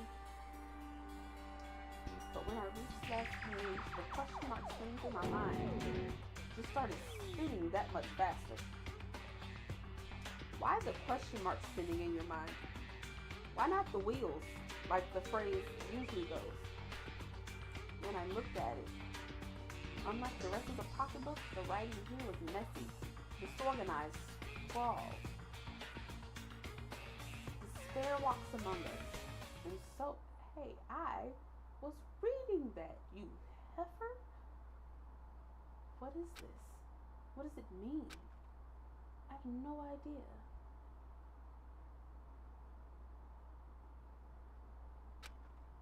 How could this possibly make any sense?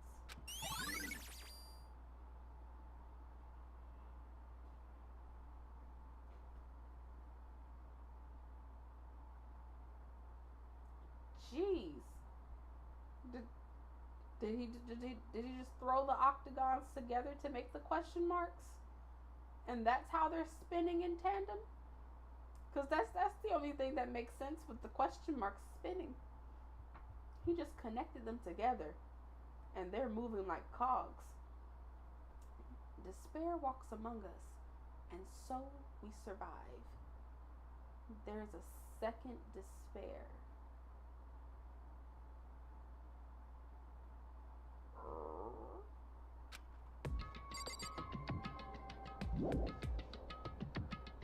But the more I see it, the less sense it makes.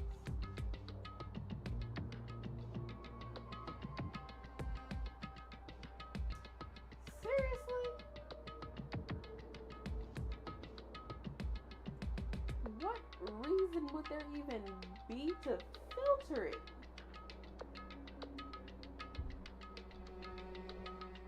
The censorship is ridiculous, I swear.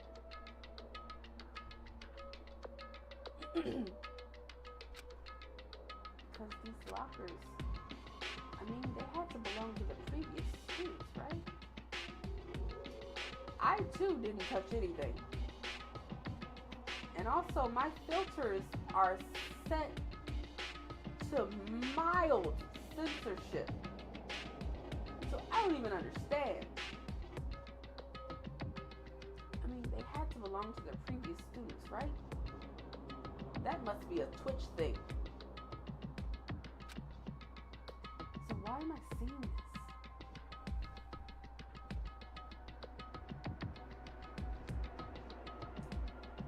You know, given the day and age that we live in, who knows what they deem a slur or not? Who knows what they deem inappropriate anymore?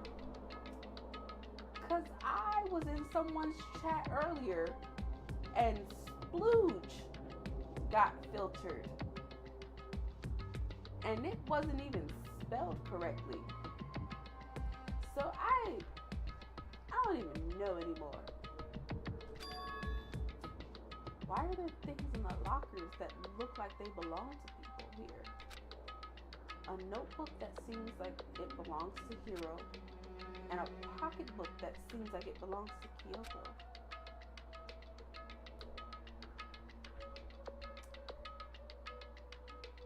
Yeah, but the problem is it wasn't even spelled right. Like, the letters weren't even the correct order. So how does the filter system even know that they're trying to say splooge?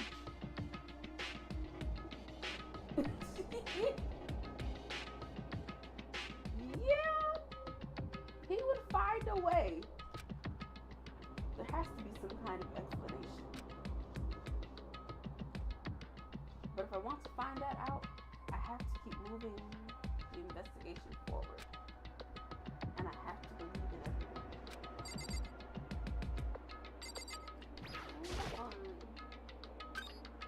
Beep, beep.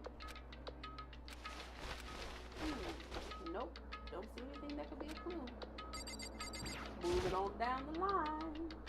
I took the emergency handbook and ran that across the card reader, and looks like it opened. I don't see anything that might be a clue. Makoto, are you really the best judge of what could and could not be a clue? Let me be the judge of it. Now let's see what we've got inside. Okay, so it was just those two. Got it. Well, but got what we came for.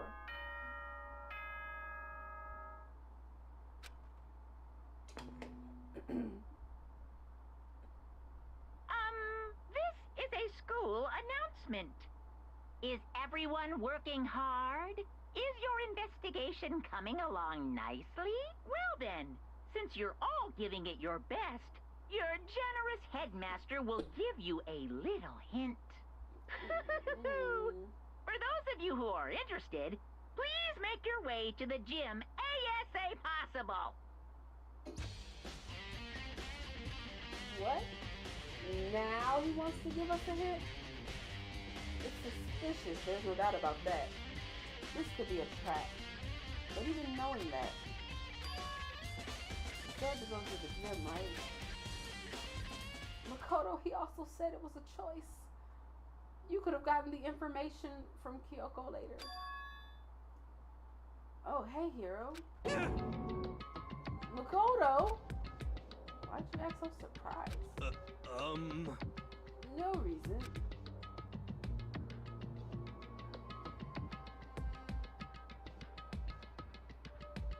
God damn it. You heard Monokuma's announcement, right? Are you here to find out what he has to say?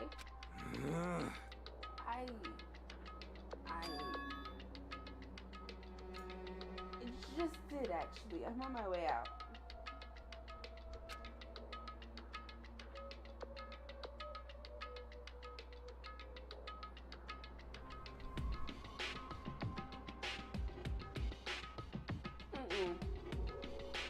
I don't like it.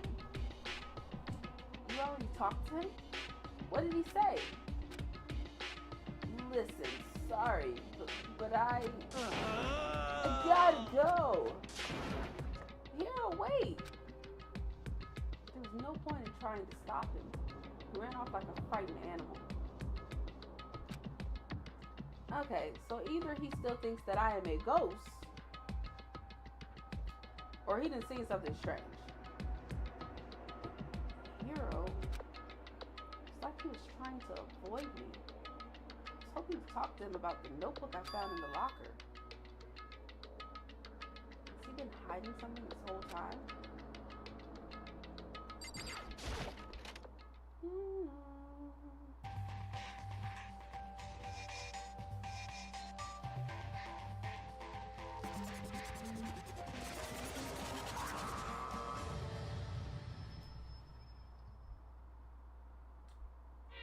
sure we needed the cinematics for this.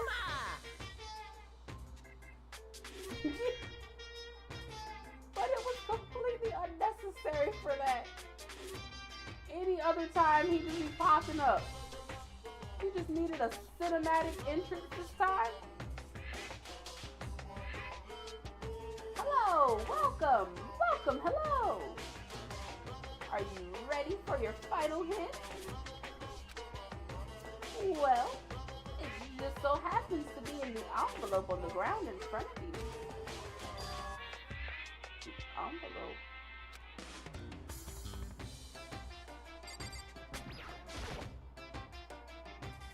This must be the envelope.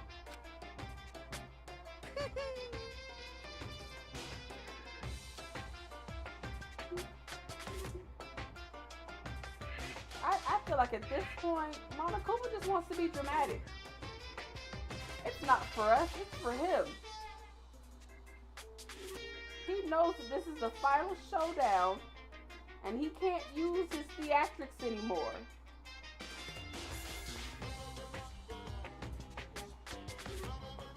You know, it's a lot of highly intelligent, educated people out here who get the roles playing the dumb characters. So it's not all that far-fetched if he happens to just be playing dumb. And just so you know, I won't be answering any questions about what you find inside. What? Don't worry. Just get on with it. Monokuma's cryptic words didn't make me feel any better. But I picked up the envelope and opened it. What I found was a single photograph.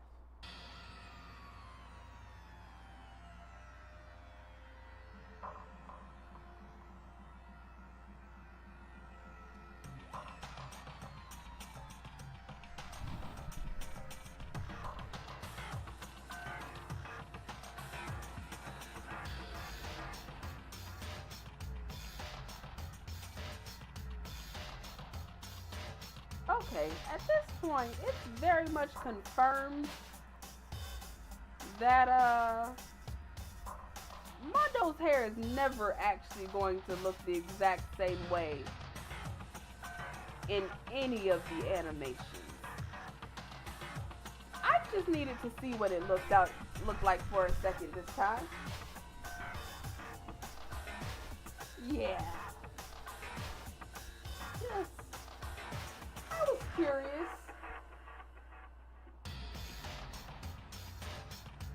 Just, bruh. Also, everyone else's faces are completely visible except for Junko. Also, why does she have this necktie on? You know, I'm gonna double back. Are we sure that Junko died? Like, are we for sure that she died? Because the clues are getting more and more suspicious. Just a little bit more. Some things aren't adding up.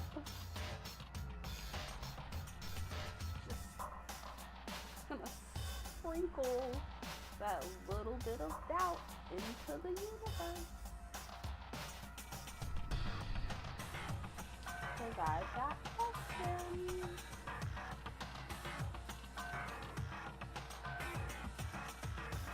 I don't recall her having a tie.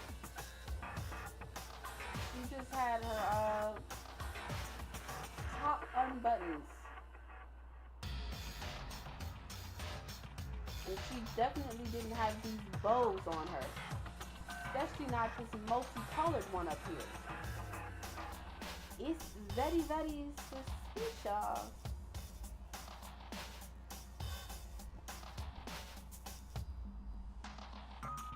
I got questions.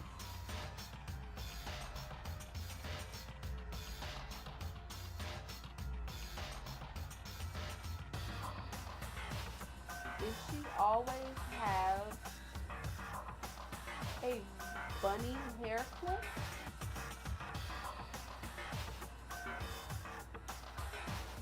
I don't remember her having a bunny hair clip.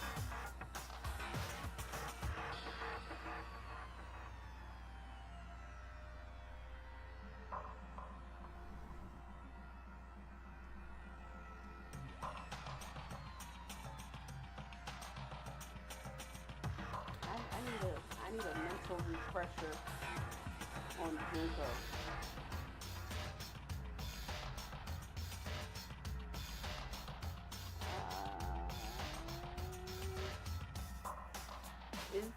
Is she Inoshima?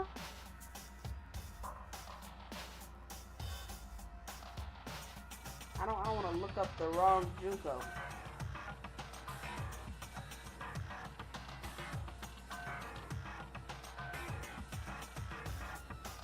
I just want to look up a picture. Because I'm going to specifically put in picture. I want no spoilers.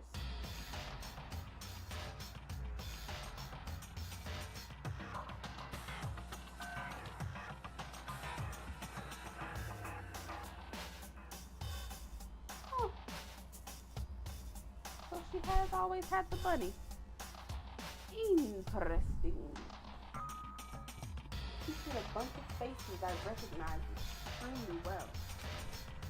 And everyone who comes to host me at the same time as me. Wait, but there's someone behind Sayaka. She's the only one I don't recognize. Wait, that's not true. I do recognize her. That's right. When Byakuya and I were in the headmaster's room, and we looked at that file, Mukuro Ikusaba, and this girl is... What? Why? Why is Mukuro here with everyone else? And even more than that, just having everyone here pose like this is weird enough by itself. And we're all wearing matching uniforms. I don't remember anything like this.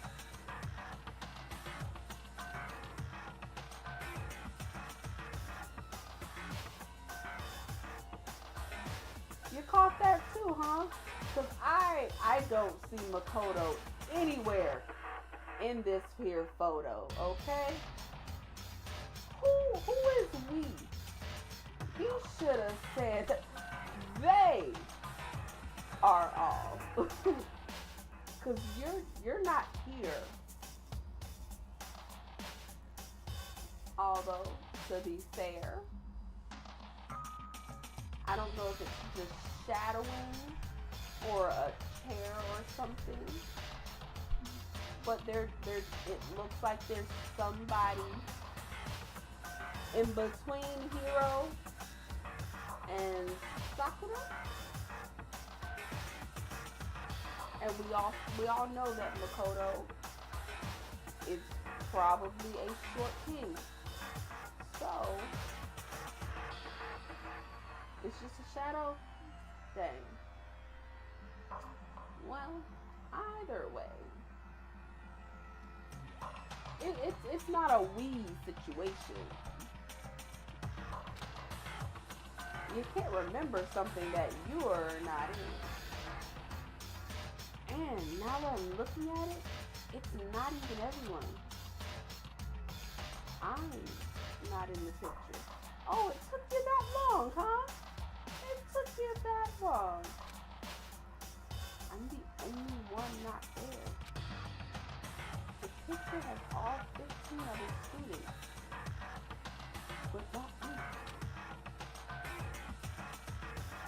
But I guess that makes sense. After all, I don't remember ever taking a picture like this. I went to junior high with Sakaya.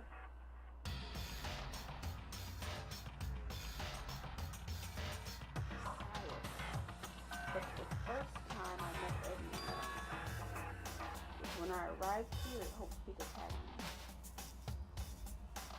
So it's natural for me not to be in this picture. But what's definitely unnatural is that everyone else is in the picture. I thought everyone was like me and didn't know each other till they got here. But if this picture is real, then could that mean? Could it be? Everyone else and just me? Everyone here except me is... How long are you gonna keep up this rambling soliloquy of yours, Hamlet? What are you gonna do? You're kinda getting in the way standing there, you know? So, I mean, get out. But, I told you, I'm not fielding any questions. Unbelievable. What kind of mystery would this be if I gave you all these answers? That'd be totally out of left field.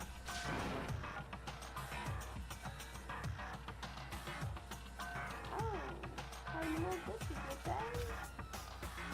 I guess that means he's done talking. Damn it.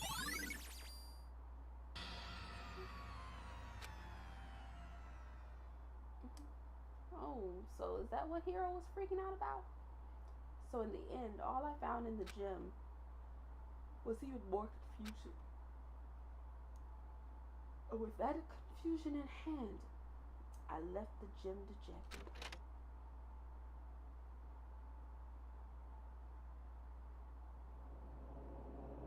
How does that count as a hint? Just made me even more confused. Is that what Monokuma was going for? Did he put together a fake photo just to confuse me? But it looks so real, so full of life. How could anyone fake that? Also, I love the fact that Sakura is palming Fumi's head like that. I feel like it's the only way to keep him in line. Which would mean everyone but me. Maybe I should just ask everyone directly. That should clear all this up. No, I have to clear all this up. Have you seen his body? The top half is big and the bottom half is small. Clearly, his head has to be the same way. Literally. In every sense of the word.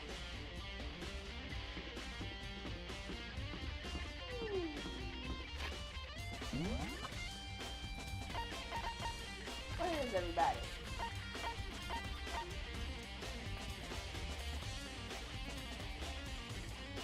Exactly. He's built like Humpty Dumpty. Of course he's in the archives.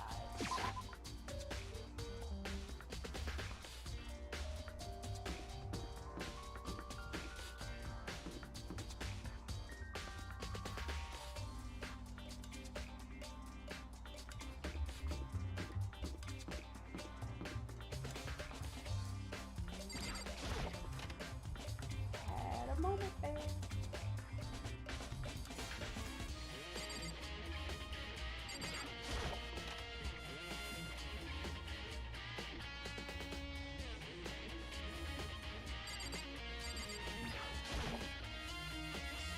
Oh, Byakuya. Listen, you think we could talk?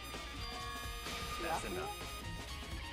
has nothing to talk to you about. Don't talk to me as if we're friends. Hey, Byakuya, wait! But of course he didn't. He just walked away. What the? Why is he acting like that? Like he's purposely trying to avoid me.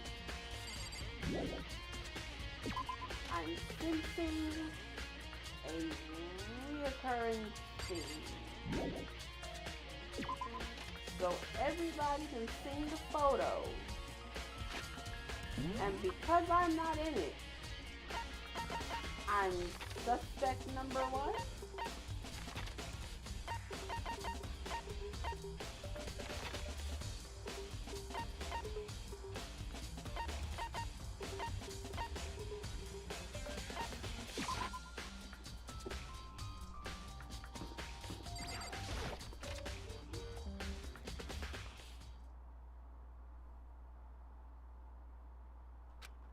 And the first thing I saw when I got there was her passed out again.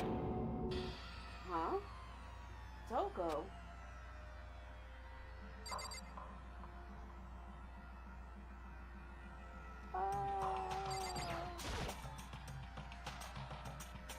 It's open. Oh, but Toko. Hold on, maybe check on her first. Hey. Toko, are you okay? No, she's not dead, is she?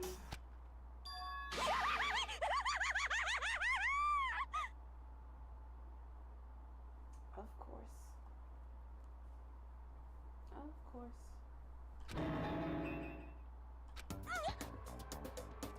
It's cold. Super cold. So cold, I think I might catch cold.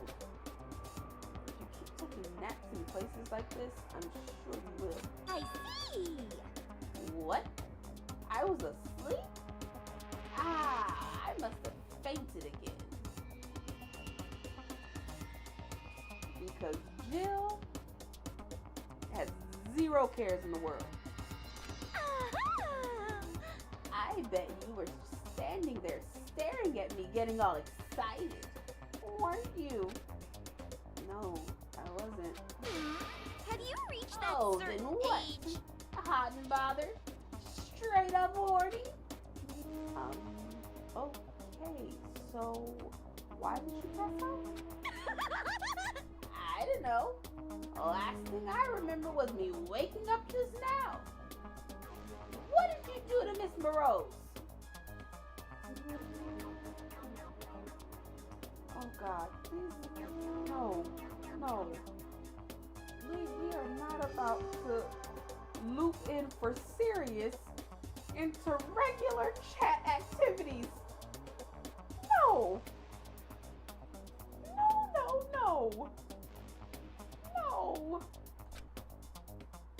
Oh, that's right. Remember stops and starts each time you switch. No.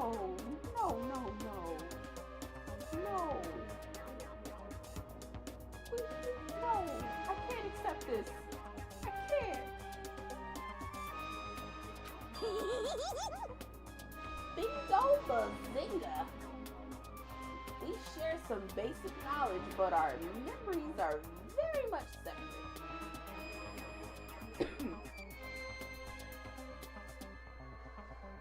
I refuse to accept this. I refuse. You SOB!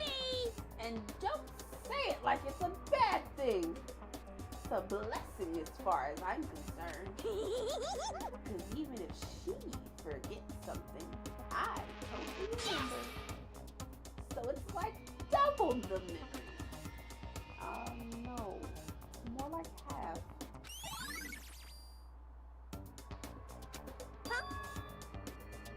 But all I want to know right now is, where's my little darling?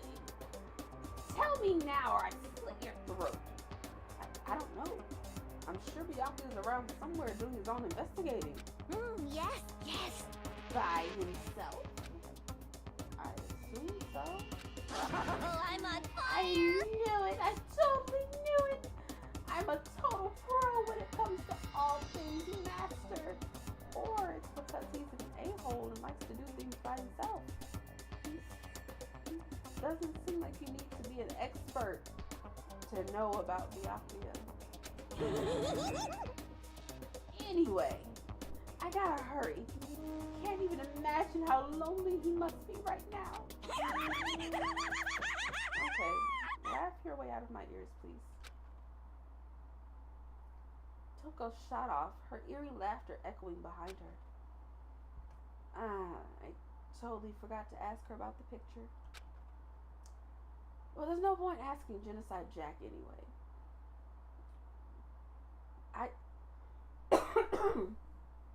I feel like the laugh is enough. The laugh is absolutely enough. She did that multiple times in my ears.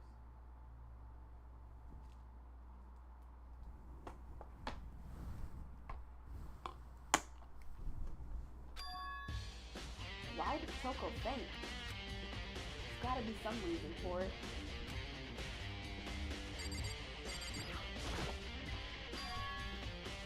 The fridge is open. I'm sure they were all shut tight the last time I was here. That must be why she passed out. Right. She faints so easily. Kyoko! Makoto.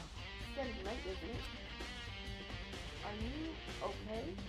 Indeed. I'm sorry if I made you worried. No, you don't have to apologize. Listen. But listen, about this room. Oh yeah, It would seem... it's a morgue. Yeah, I knew it. I suspected as much. And Toko must have looked inside the fridge, seeing what was in there, and well, there you have it. You knew she fainted? Indeed. I was on my way here when Genocide Cat came running past me. I assumed she must have seen me, but once I got inside, the real reason became clear. It would seem... I imagine she came here to investigate, and she opened the slot there. That's when she saw the body inside and dropped like a bag of rocks. Why is everything gotta be so difficult with her? Anyway... You know, I ask myself that question every time I encounter her. Anyway, we should close it up. Don't have to leave it hanging open like that. Yeah, good idea. Makoto.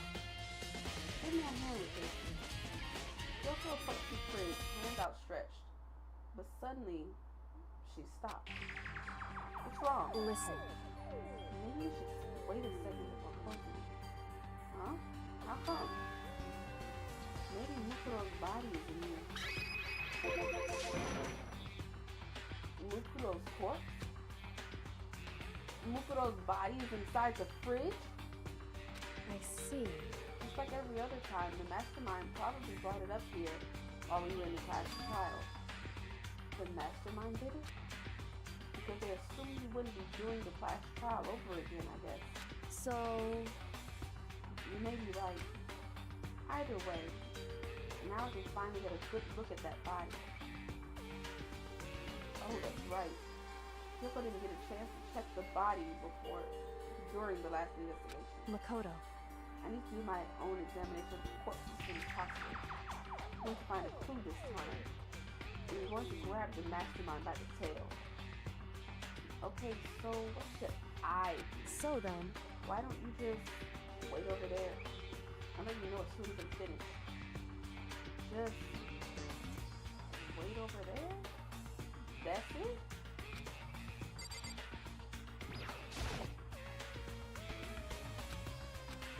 I can't do it. I can't look inside. Makoto. I should ask Kyoko like I think so. After all, she's in it too.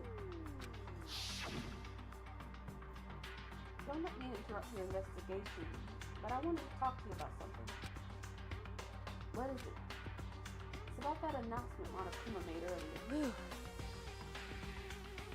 You mean the one about a hint or something? I didn't take him up on the offer. Huh? Why not?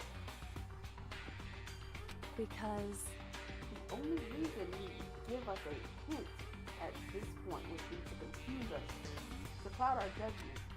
I can solve this mystery on my own without whatever hints he may have to offer. That's a good point. What's wrong, Spook? I wish I could go back and do the same thing, but what's done is done, I guess. Standing here looking at her, I don't think she's hiding anything from me. Is she right? Did the mastermind forge that picture as a trap to confuse us?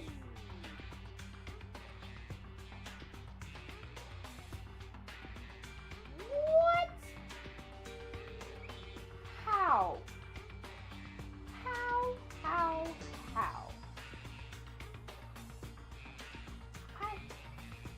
I don't understand.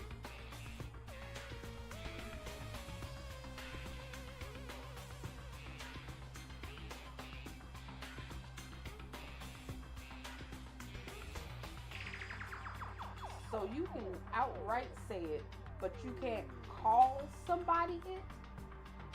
That's wild.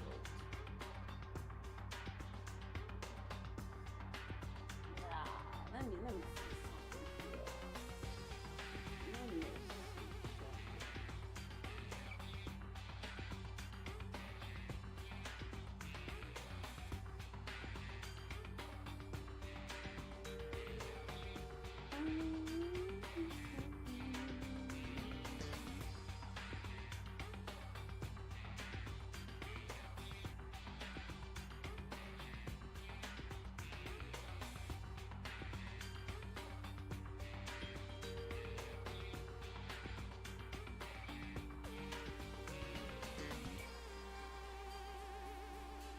See, now I don't even know if that one counted, because I just turned off certain filters.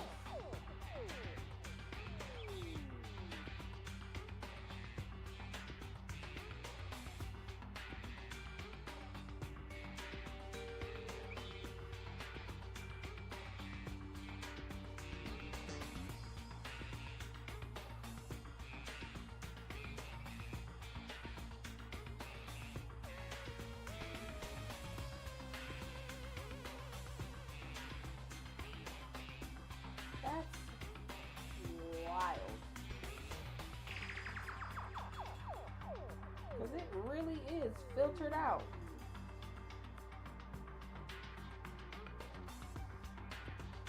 That's ridiculous.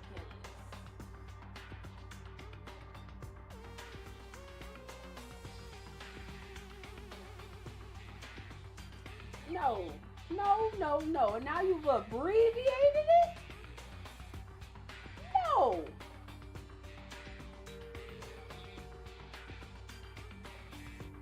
I will not stand for this.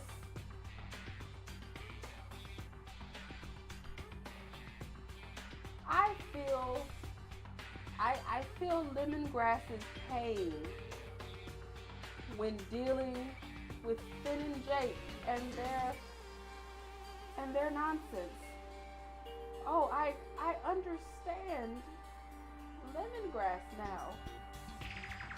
Because I absolutely just want to scream out, unacceptable! Oh!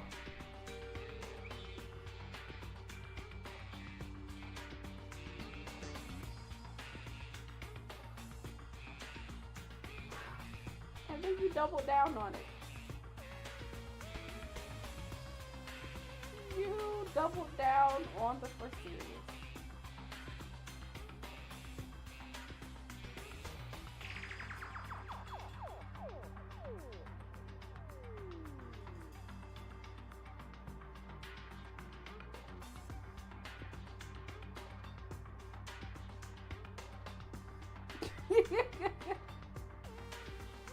He doesn't want us to talk bad about anybody. Is she right? Did the mastermind forge that picture?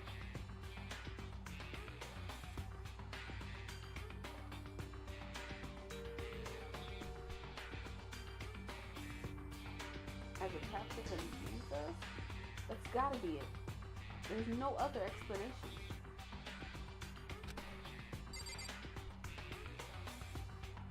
So we're not gonna ask her about the notebook? Very suspicious that I really said this specifically about Makoto. Does somebody have a special Makoto fetish that they don't want anyone to badmouth him? Are they? Is he their hero? I have questions. Don't let me interrupt this. Oh, we already read this. Whew. Yeah. Because I thought maybe we'd ask about the dead body.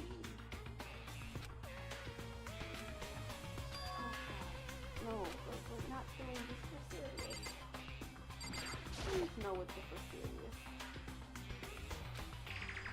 Makoto, you know we read all this. And as soon as the blue light comes on when a slot is occupied. So when someone's in there, the blue light comes on. Looking around, the numbers of lights that are on, including Mukuro's, there's 9 in all. 9.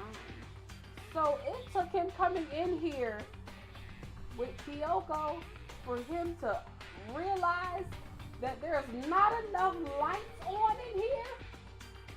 That the dead bodies are not adding up?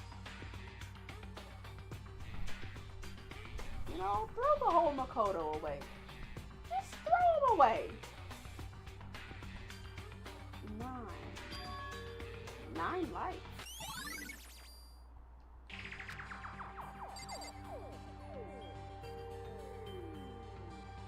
Makoto gives me a headache, I swear. No. You don't want to talk about because what you just thought about.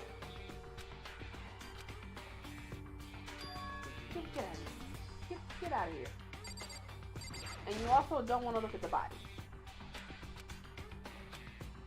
Okay. Can't leave the things the way they are right now. Which is wild because we have been in this room so many times.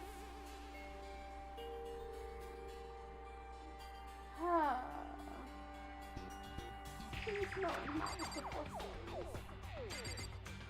Not with the force series. More importantly, what do you mean? More importantly, what? I've already looked at something. More importantly, finish your statements, Makoto.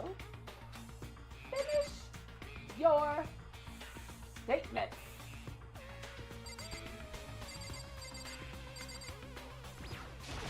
Oh my gosh. I wanted it to. seemed Yeah, we got it. Yeah.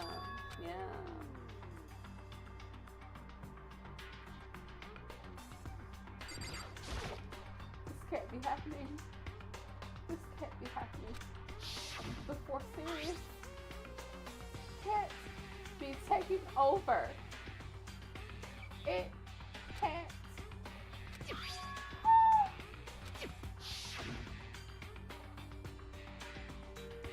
Makoto, we read all of this.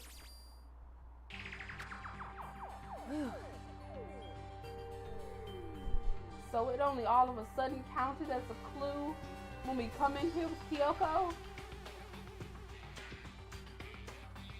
I refuse, okay? I am not going to create an evil for this. I refuse.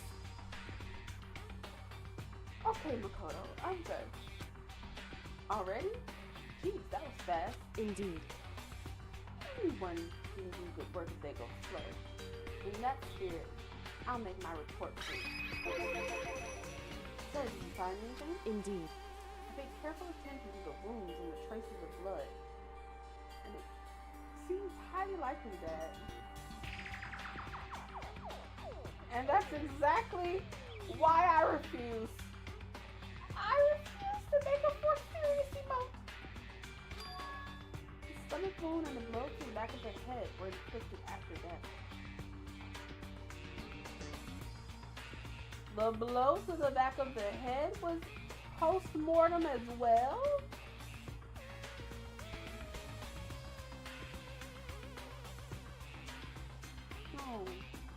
No, don't take this to Discord. Don't take this to Discord. You don't need that in Discord.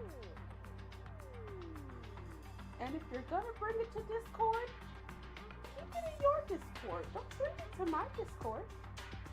My Discord doesn't need that either.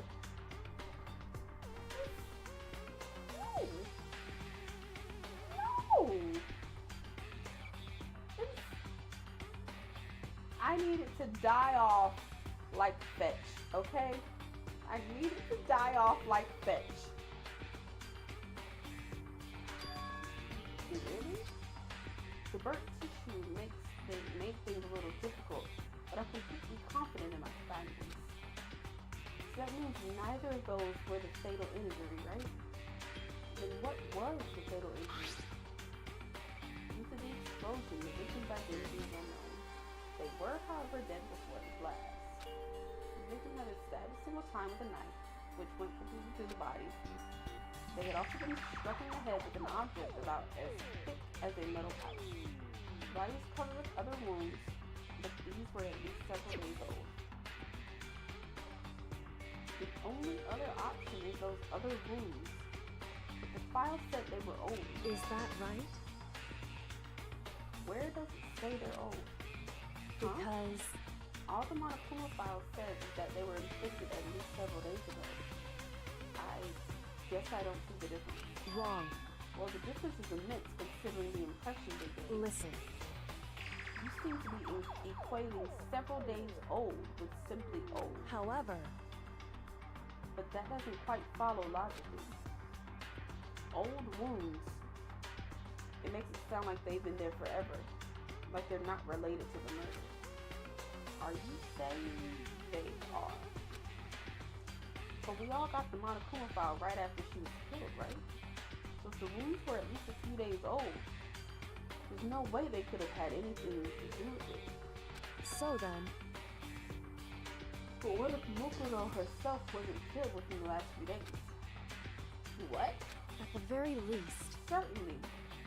You can allow it as one of the many possibilities, can you? One of many. right. A detective doesn't have supernatural powers. There's no way to predict the answer from the beginning. Instead, the ideal detective begins by imagining as many possible scenarios as they can. In other words, They envision these possibilities without prejudice, without bias, using only their logic and common sense. Then, as they investigate, they test what they find against each of these possibilities. Of course, me telling you this doesn't mean you'll be any good at detective work. Well, that's kind of obvious. Have you met Makoto? But beyond using that to solve this particular mystery, you should keep it in mind for the future. Yeah. I don't know what kind of career Makoto could actually have. Never mind. He could be an assistant. He would be the greatest assistant on earth. He's gonna do whatever he's told. He's gonna do it in a timely manner. You know, he's not gonna try to usurp anybody. It's perfect. It's the perfect job for him. Something in the service industry. Ba-ba! It's perfect. Beyond using that to solve this particular mystery, just keep it in mind for the future. He's not going to know that. hey, So, if there's anything else you'd like to know about the condition of the body, now's the time. Come to think of it, there was one thing. earlier when I was looking at Mukuro's profile. It listed her height and weight. So, Did I get all that right? I'm not reading all that again.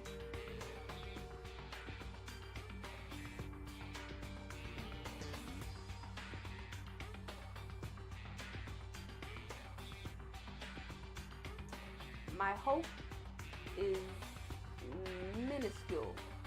Okay? Minuscule. Did I get all that right? You remembered all of that? They are indeed consistent with the course. So then, indeed. and don't forget about the Fenrir tattoo. There's absolutely no mistake. Yeah. By later on, did you mean not this instant?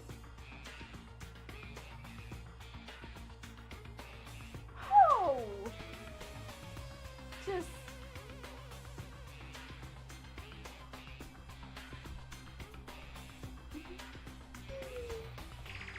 Indeed.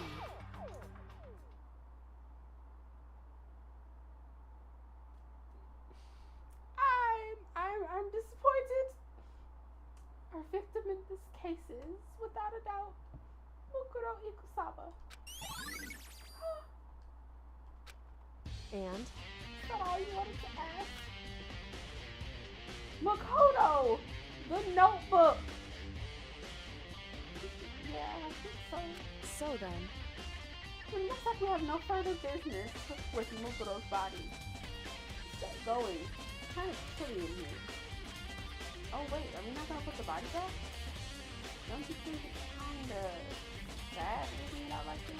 why? Sad. Did you forget? She was our enemy once. A part of the ultimate despair. But she still got killed. She's still a victim. Hey, Have you ever heard the phrase, you reap what you sow? Well, yeah, but still. whew, You really are naive, you know that? Really quite appalling. And she could have abandoned me, but she decided to help me instead.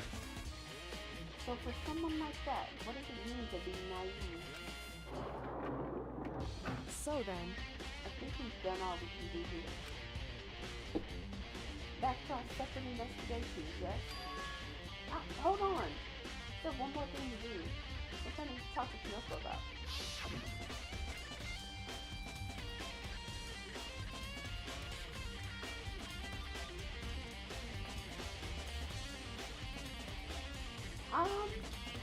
I will reserve my judgment on embarrassing because you know his end results more than I do.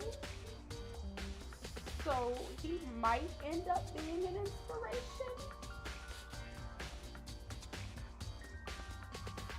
So I will reserve judgment on that. But I'm sure that you can honestly find inspiration in anybody if you look hard enough. Yeah. That is agreeable. I need to ask her about the pocketbook I found in that locker. If I don't do it now, I feel like y'all are just asking questions at this point just so y'all can say we're serious.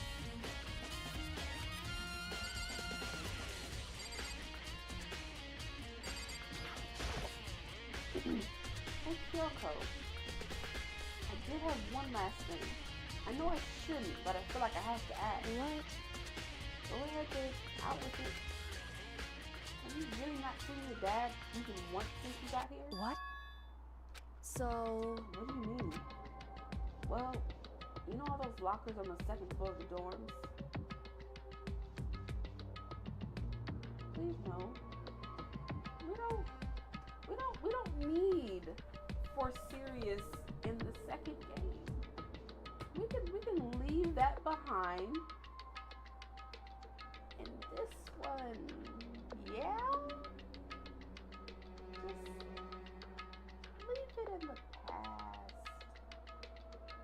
Indeed. I do, yes. But to get into any of the lockers, you need the handbook of whoever the locker belongs to. Actually, I managed to get them open using that emergency handbook. So seeing that it's a little more easy going than this one, I too am excited. And we've got free summertime to get through it in a timely manner. I think it's a lot of people's favorite one.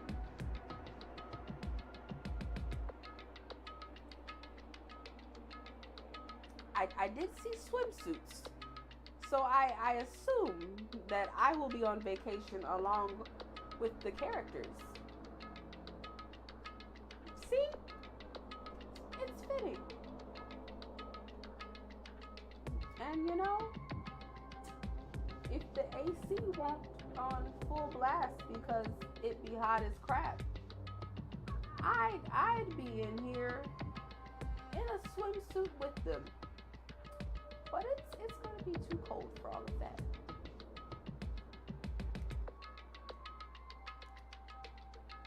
I mean, I assumed that you were seconding the excitement. Jesus. I actually have managed to get the most of the emergency handbook.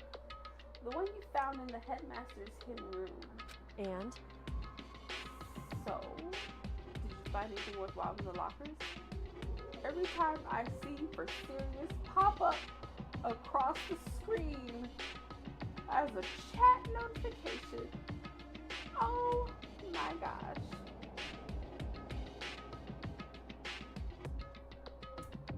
Oh, that's crazy. Why be on the beach if you're not going to be clad in swimsuits all day? I found a pocketbook, and after looking through it, I think it must be your pocketbook. Why is that? What makes you say that? Because, like I said, only the locker's owner should be able to get into it, right?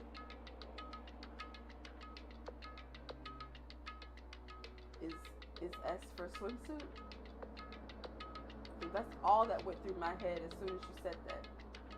S has to be for swimsuit. I can't imagine those lockers belong to any of us.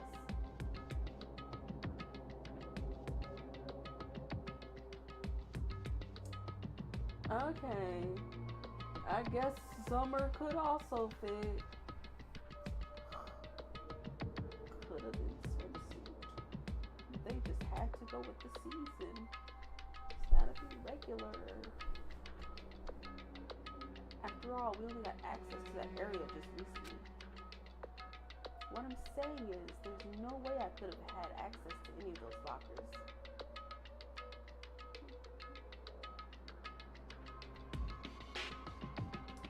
I had almost zero plans on playing any of the side games, because if that were the case, I'd have to.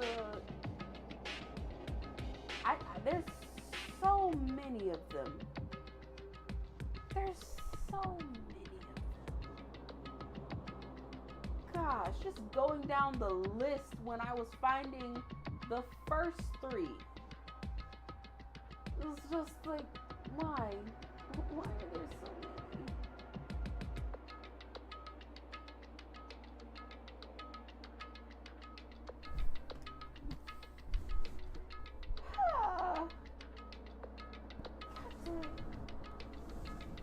So basically, I need to do research.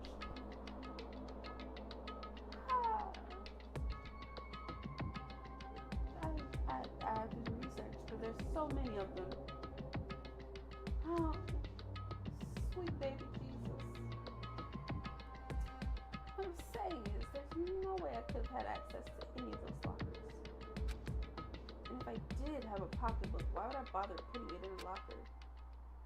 Everything you just said makes perfect sense. There was something written inside. It was about the headmaster, about your father. if that's true, Could that mean that video Real 2 video.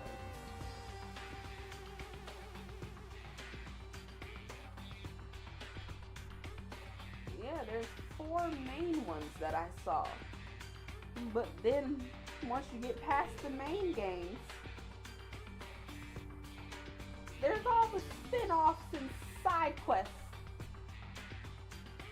Makoto. I think everything is finally starting to fit together to reveal a cohesive picture. Oh, it's going to show me what's on your dividend? Although I'm afraid that picture might be worse than anything we could have imagined. What are you talking about? I need to go investigate those lockers right now. I need to confirm what you just said with my own 2 eyes. Oh, let me give you the headmaster's handbook. That way you can... So... That won't be necessary. Oh, man. I'm right about this. I shouldn't have any problem opening the locker with my own handbook. After all, it would seem that it's my locker. Your locker. Makoto. If you watch this, it'll all make sense. A DVD? Excuse me? A DVD? And it says class number 78, urgent interviews. So... I found it in that hidden room after you left. Anyway... I don't have time to explain exactly what I think it means. So just watch it and see for yourself. Yeah, I read it how I like to say DVDs, but then I remember that sometimes people watch it as background noise, and they're going to hear dividend and turn and look like, what? What's a dividend? You know, old habits die hard. I think you'll realize exactly what it means. You'll understand why you found my pocketbook in a place none of us has ever seen before. None of this makes sense right now, but I guess that means there's some important clue on this DVD. Makoto. Oh, and now it's my turn. Do you have a second to listen to me ramble? Ramble? In other words... So as it turns out, the arrangements I'd made didn't stick. What I mean is, I'm less and less sure of everything, even my own feelings. You're talking about your dad, right? I could never find the answers to the questions I wanted to ask for the rest of my life. And all because of the mastermind. However... But there's one thing I am sure of. When it comes to the mastermind, there's no room in my heart for forgiveness. I swear to destroy the mastermind. This is just one more reason to follow through on that. Kyoko's eyes burn with the fire of determination. The determination to defeat the mastermind. It's strange to be confronted with his death and suddenly feel this way. I couldn't care less if my father had found happiness. Why? So why is it? Why does it bother me so much to know how he suffered? It's ridiculous. There's just no understanding it, I guess. She let out a small laugh as she said that, but her smile was filled with sorrow. Whew. So that's it for my rambling. You know, in most friendships, you don't call that rambling.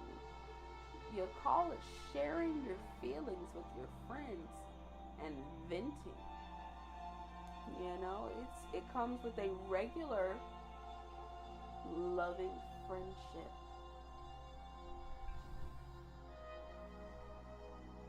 Yeah. Go ahead and express those feelings, girl. Go ahead and express those feelings. If I knew you weren't so closed off, I'd tell Makoto to offer you a hug. But I know you wouldn't accept it, so I'm going to mind my business. There's so much to do before I can consider my task complete. Yeah, you're right. Hey, But keep this in mind. There's only ever one absolute truth. Whether that truth serves justice or suffering, whether it's the greatest truth or the worst. What do you mean? Yes. Yes, yes, yes. Makoto. Even if the truth you uncover is filled with hopelessness, you still can't give up hope. Have you met Makoto? He doesn't know how to give up hope. He's the most hopeful out of all of y'all.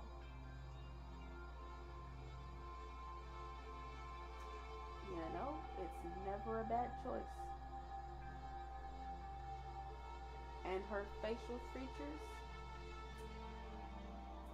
she don't be doing a lot, so it's simple and straight to the point. Absolutely not, because all I can do is keep moving forward. It's pretty much all I'm good at, you know? Indeed.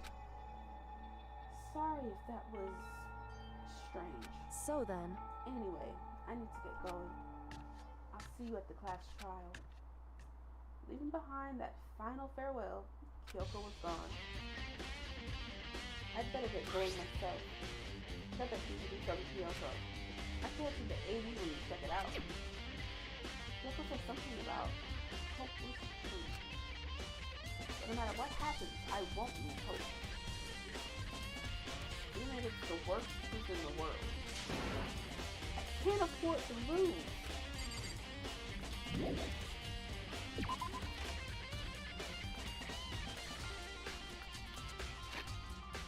Now the question is,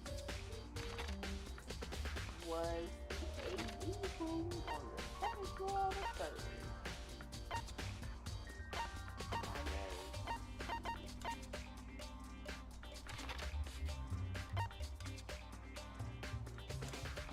AV is on first?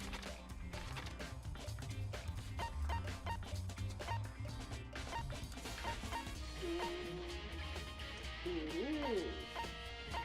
Would you look at that? It's been so long since we've been in there.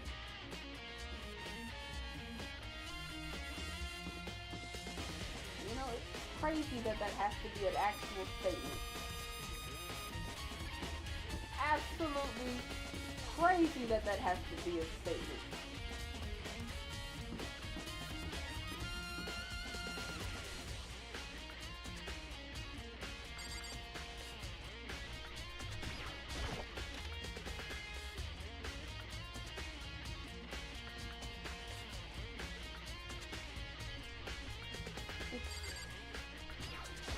It's just ridiculous overall. They frustrate me with their labels. They should be able to place the DVDs this time. Ooh, I almost said dividends again. Well then, I'd better take a break. I took the DVD Kyoko gave me and put it in the player. It said that it was playing, but nothing appeared on the screen. I stared into the black of the monitor. It must have only been a few seconds, but to me it felt like an eternity. Makoto, I swear you're dramatic. You're so freaking dramatic, man. The dramatics are real.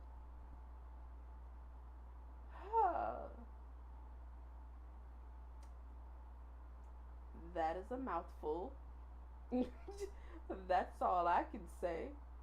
That is a mouthful. And then, all of a sudden, an image appeared.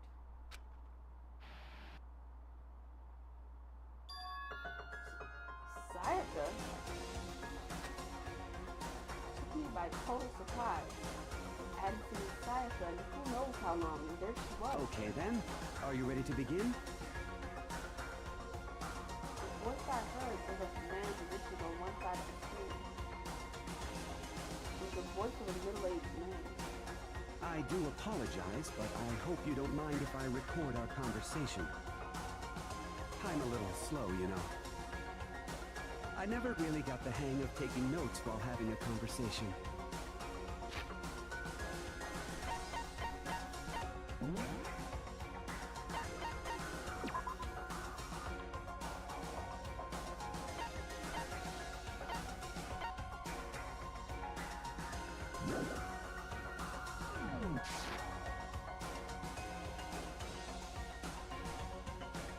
Sounds like he was trying to make a joke. Besides his face being offended millimeter. So this video is meant to serve as a kind of contract substitute. It's not that I don't trust you guys. It's more like insurance. So please don't worry too much. Yeah, I turned that Now thing then, down because let they me be get screaming. straight to the point. There is a chance that you may have to spend the rest of your life here in the school.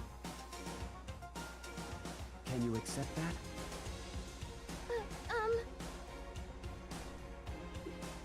You want me to accept that? That was obviously at a total loss. It makes total sense. You would have been spending the rest of your life in school. You could have just said accept, girl. I accept. What? I'm saying. She couldn't say the second word. She couldn't just say one more word. Thank you. And I'm sorry about all this. Well, I can promise you that I will do everything in my power to keep you safe. Oh, and then they took you out. And then they started this killing game.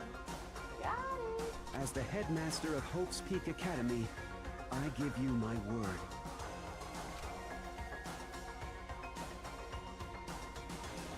I just want you. That's where the video cut out.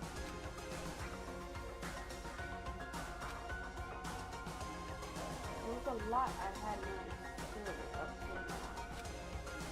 But this. Only this. I simply couldn't comprehend what I heard. Because I know how much Sayaka wanted to get out of here. I know how much she wanted to escape and pursue her dreams with her friends again. She wanted that so bad.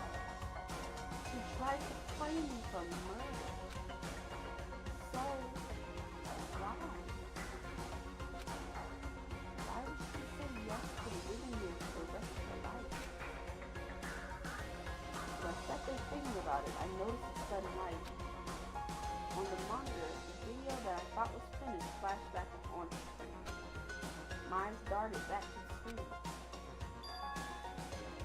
And if I was confused before, what I saw next pushed me right over the edge.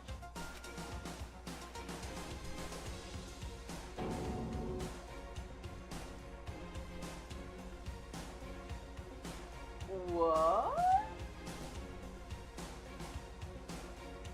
Were we hypnotized? Was the knockout agent that they gave us at the beginning also a memory wiping device? Cause what I saw was me. Impossibly, undeniably me. So, Makoto, before we begin, I should let you know that I'll be recording our conversation. Why he look so angry though? Yes. Me and the headmaster were looking at each other. He and I were having what seemed like a fairly normal conversation. But the I in here, in the here and now, has absolutely no memory of it. I had no memory of even meeting the headmaster, much less sitting down and talking to myself. Now, shall we get straight to the point? Is it because he realized he was so average? Makoto, there's a chance you may have to spend the rest of your life here in the school. Are we hypnotized or something? Are there some instincts in here that make us zone out and agree to things? Can you accept that? Yes.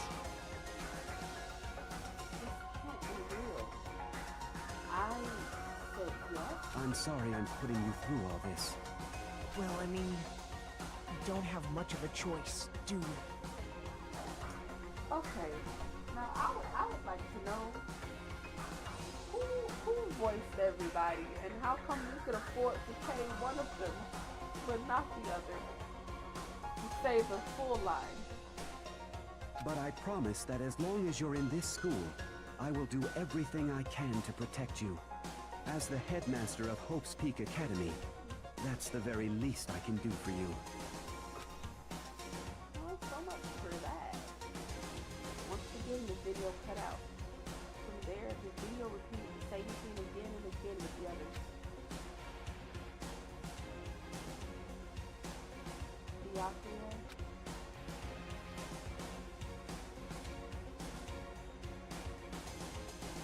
You're right. You're absolutely right. Okay.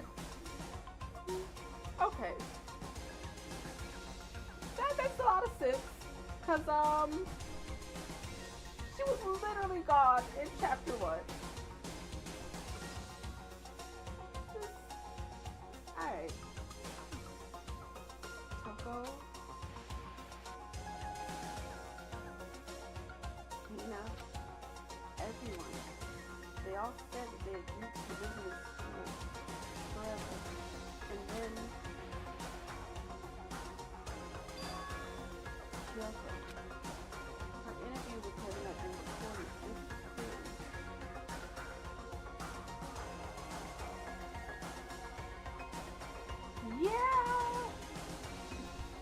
Yeah.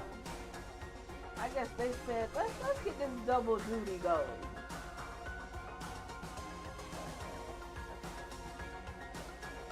I mean, to be fair, Mondo was also there a lot longer, you know. Although I guess not a lot longer, just like a week or two longer, but still long enough that they got him to do this scene also. Without a doubt, she had met him. She sat down with the headmaster of Hope's Academy, her father, and when he asked her his questions, she answered the same as everyone else. She accepted a life within the school. Just as Kyoko's interview was wrapping up, the monitor suddenly went black. Huh? It wasn't just the monitor. The DVD player itself had apparently turned off, which of course meant that the DVD wasn't playing anymore. What the heck just happened? Say what? Looks like it broke. Out of service. What? It just so happened to break just now. Too bad. No, Lin Win. Doesn't matter. Failure can strike anywhere, anytime. That's what failure is, right? Failure, my ass. You cut power on purpose. Well, whatever. Even if I watched the whole thing, it'd just be more of the same. He asked them the question, and they all say yes. I couldn't help myself. I let out a huge, exasperated sigh, but as I did, I remember something.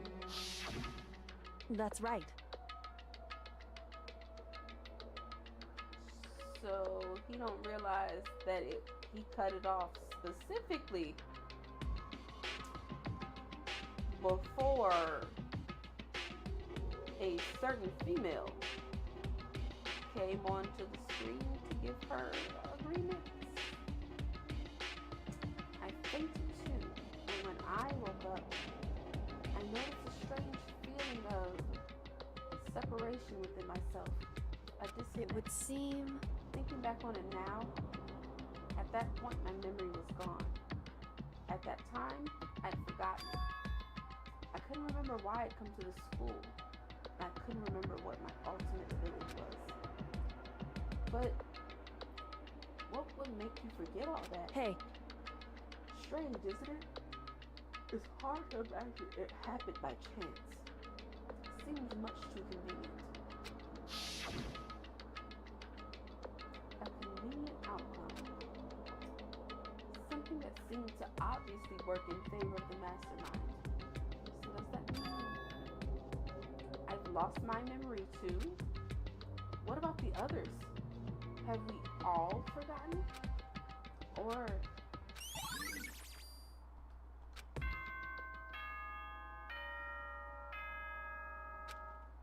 Lord. For anything that has a start, there has to be an end. And if the end comes, then that means it's time for a fresh start. There is no night that doesn't have a dawn. What are you talking about, Although Monokuma? that dawn is totally pitch black. There is no storm that won't eventually end. Of course, then that leads to drought. But as I said, every end is the promise of a new beginning. Which is why I'm sure we'll get to meet again. Because the end is only the beginning. Anyway, let's get started. Literally. The beginning of the end of the class trial. Everyone gather once again at you know where.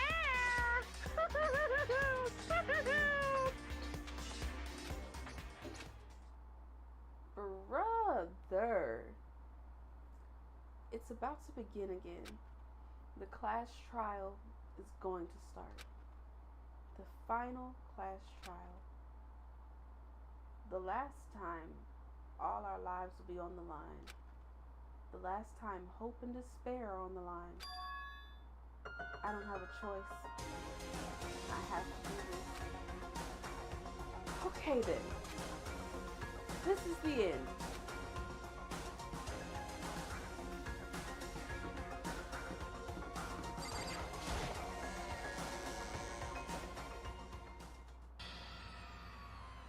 I guess I'm the first one this time. Makoto, You're early, Makoto. listen.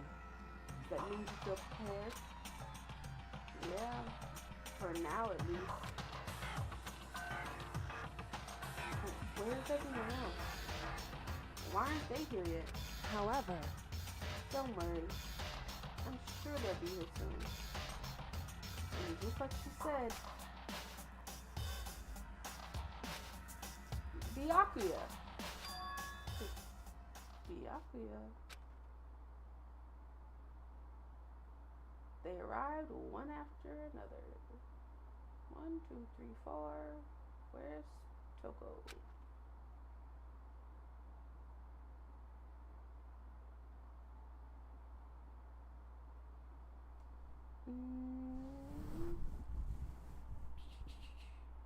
Boys way up over game sound.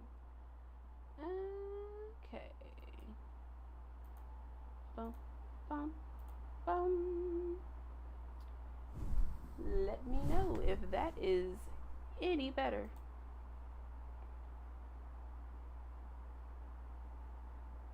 Oh, sometimes I talk a little quietly. Is this any better for you?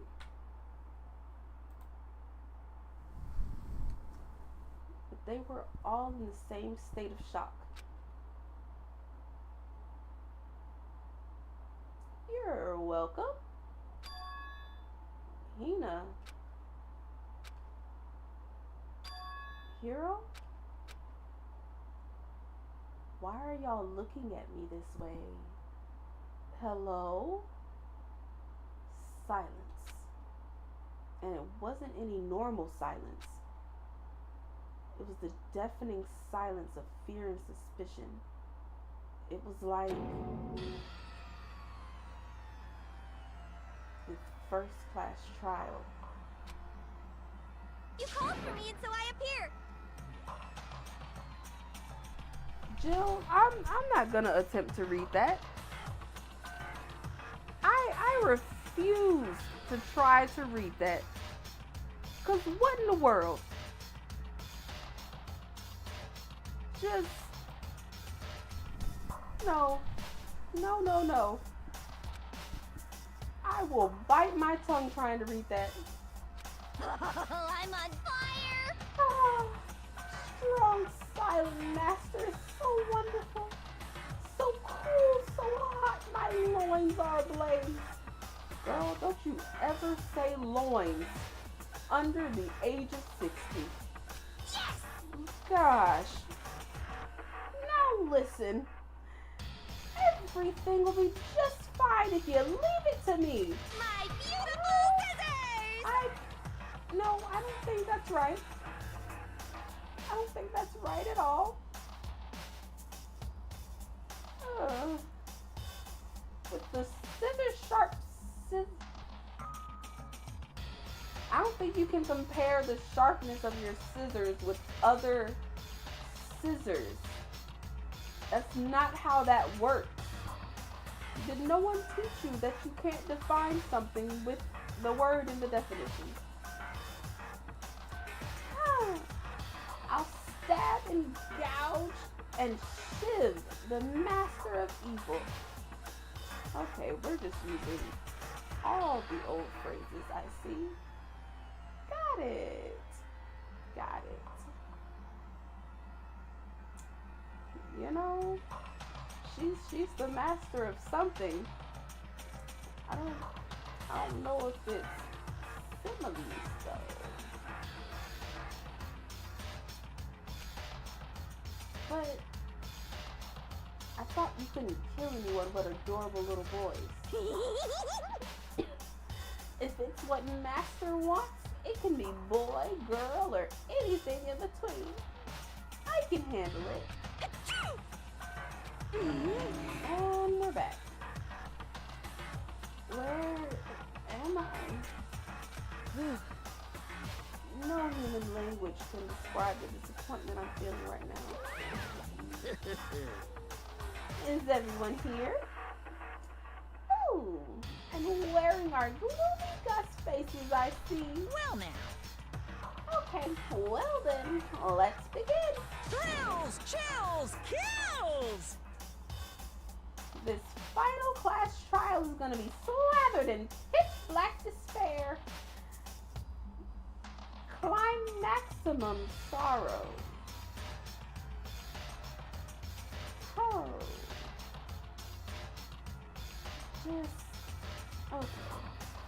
You know, I guess anything's better than the bear pun phase that we went through. So I will gladly accept this. I've never played any of these Danganronpa games. So this will be my first time through all of them. That's fine. You're right. This is the final class trial. And this time, it'll be fair.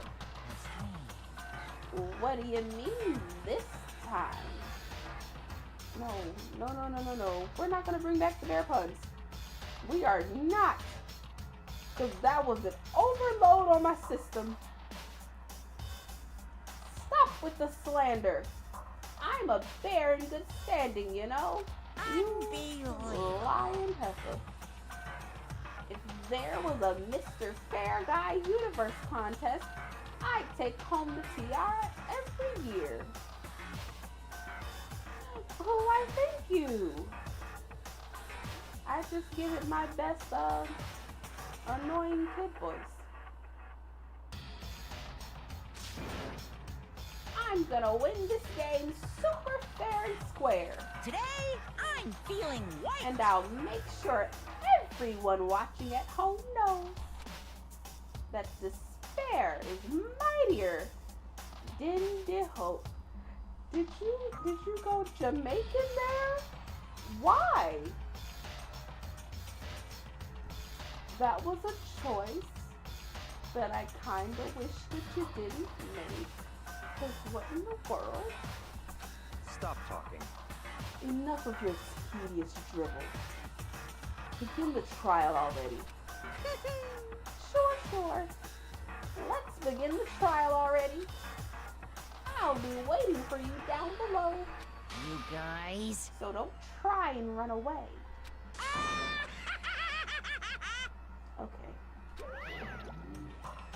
Laughing as loud as ever, Monokuma disappeared. Whatever. In the name of my family. This will be over in no time. With an inexplicable confidence, Byakuya was the first into the elevator. I don't know where he gets this confidence from. Because every trial that we've been in so far, he's been on the fast track in the wrong direction.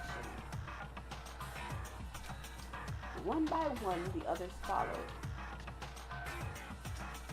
Still trying to figure out why everyone is angry at me, though.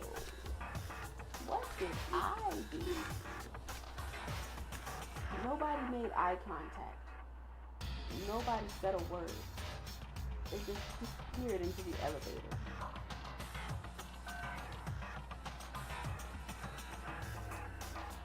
You know, you're not wrong. You're not wrong at all. Hey, They're all acting odd. Like they're paranoid, suspicious of each other. however, But you know why that is, don't you? Yeah, I think so. Makoto, you and I both know that you have no idea why they're acting that way. however, Well, you can tell us all about it soon, at the class trial. You're right. I'm ready. so, Ready to win, right? You know? Fingers crossed. Of course. I'm glad to hear you say that. And then Kyoko was aboard the elevator. I started making my way toward the opening. Step after step toward that gaping maw. What are we? Little nightmares? I'd resolved that this would be the last time. No, I'm not going to do well for serious. I almost struggle every single time because of the bullets and the tempo. I repeated to myself that there was no fear, no mystery left.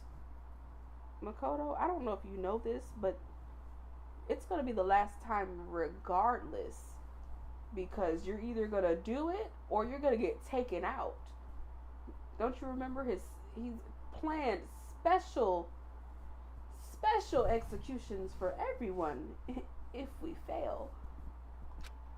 I pushed the anxiety down, calmed my trembling body, and finally, on steady legs,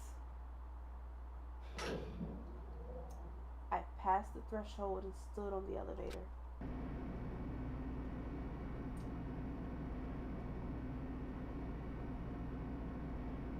I don't believe that for a second. I don't believe that for a second. This isn't the kind of situation where heroes 30% would be used accurately. Without warning, it began to descend. Deeper and deeper. Deeper. Deeper. Deeper still.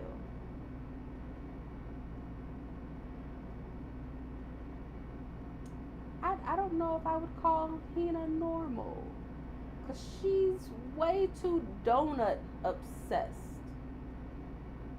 Like, her obsession with donuts, it's unreal. Deeper and deeper. Deeper and deeper. Deeper and deeper. How many deeps are we gonna do? Deeper and deeper it fell. Did we really need 8 deepers for you to get the point across? I closed my eyes and sight fell away. Yep, that's usually what happens when you close your eyes. All sound too disappeared. Now that shouldn't happen if you close your eyes. Those two things shouldn't be connected. If it were that easy, you know, certain things could be avoided. Alone in the universe, I waited for the elevator doors to open for the last time. What could have been seconds or centuries later, I felt the gentle vibration of the elevator come to an end. I slowly opened my eyes.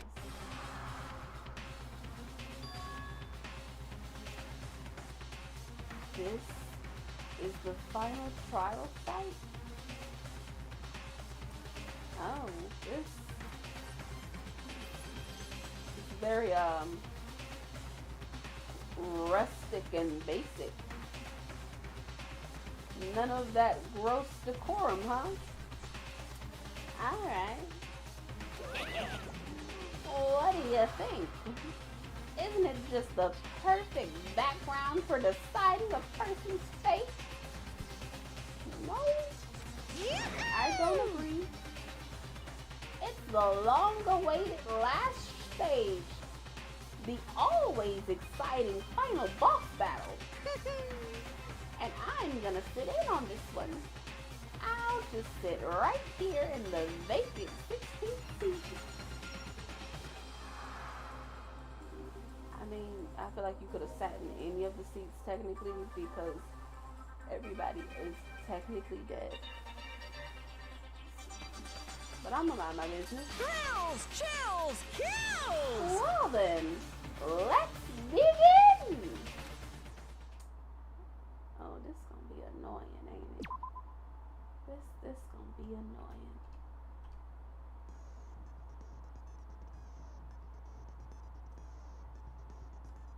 I mean, but technically, he is taking a memorial seat.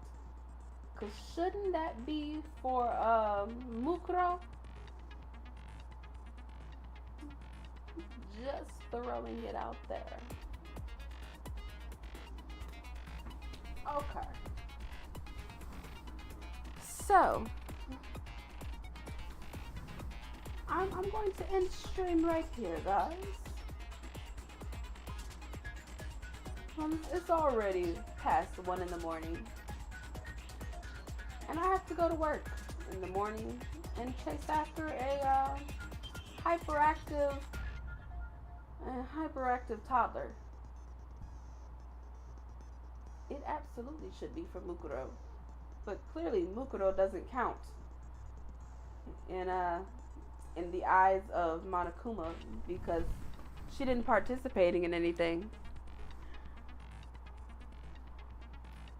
But at least the next time that I stream it, which will probably be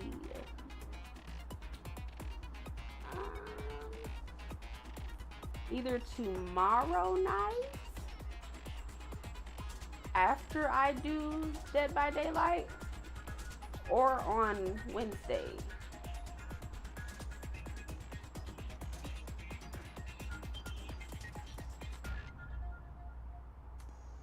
Oh, well, thank you for the sub, and I'm sure that you will enjoy all of my I'm just gonna call them outbursts to be polite and subtle that I encounter during these trials, because it takes a lot out of me, and I don't enjoy some of these games. Like, they can absolutely keep that tempo, that little tempo joint. They can keep that. I don't need that in my life. It frustrates me, and it's rare that I get through it on the first try any of the times. So we'll revisit this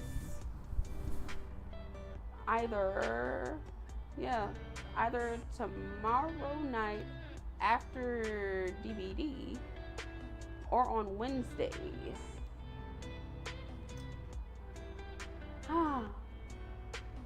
And at least we got to a good stopping point. We can just hop right into the action. And I'm at a scene where I can go through and revisit everything, refresh my memories. Oh, I feel like this is going to be a good time that is also full of frustration. So, yeah, looking forward to that. More the good times than the frustrations. And with Monokuma being a part of it,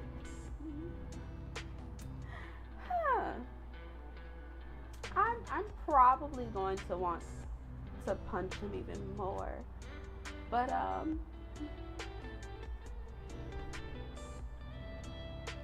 I'll settle for taking it out on the hat version of him.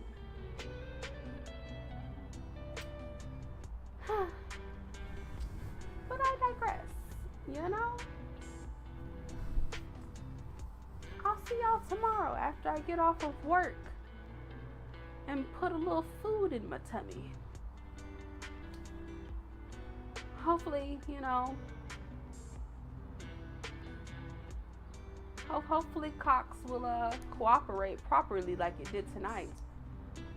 We had 0 issues tonight. Everything went smoothly. There was no chop.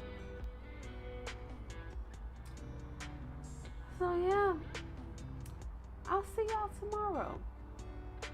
I'm gonna try to get me a little bit of sleep before I have to get up at 7:30. Yeah, because I can nap with the toddler. Alright, y'all. Good night. Sleep easy. Or if it's the middle of the day, you know, don't work yourself too hard. And I hope you're getting off soon. Alright, y'all. Bye-bye.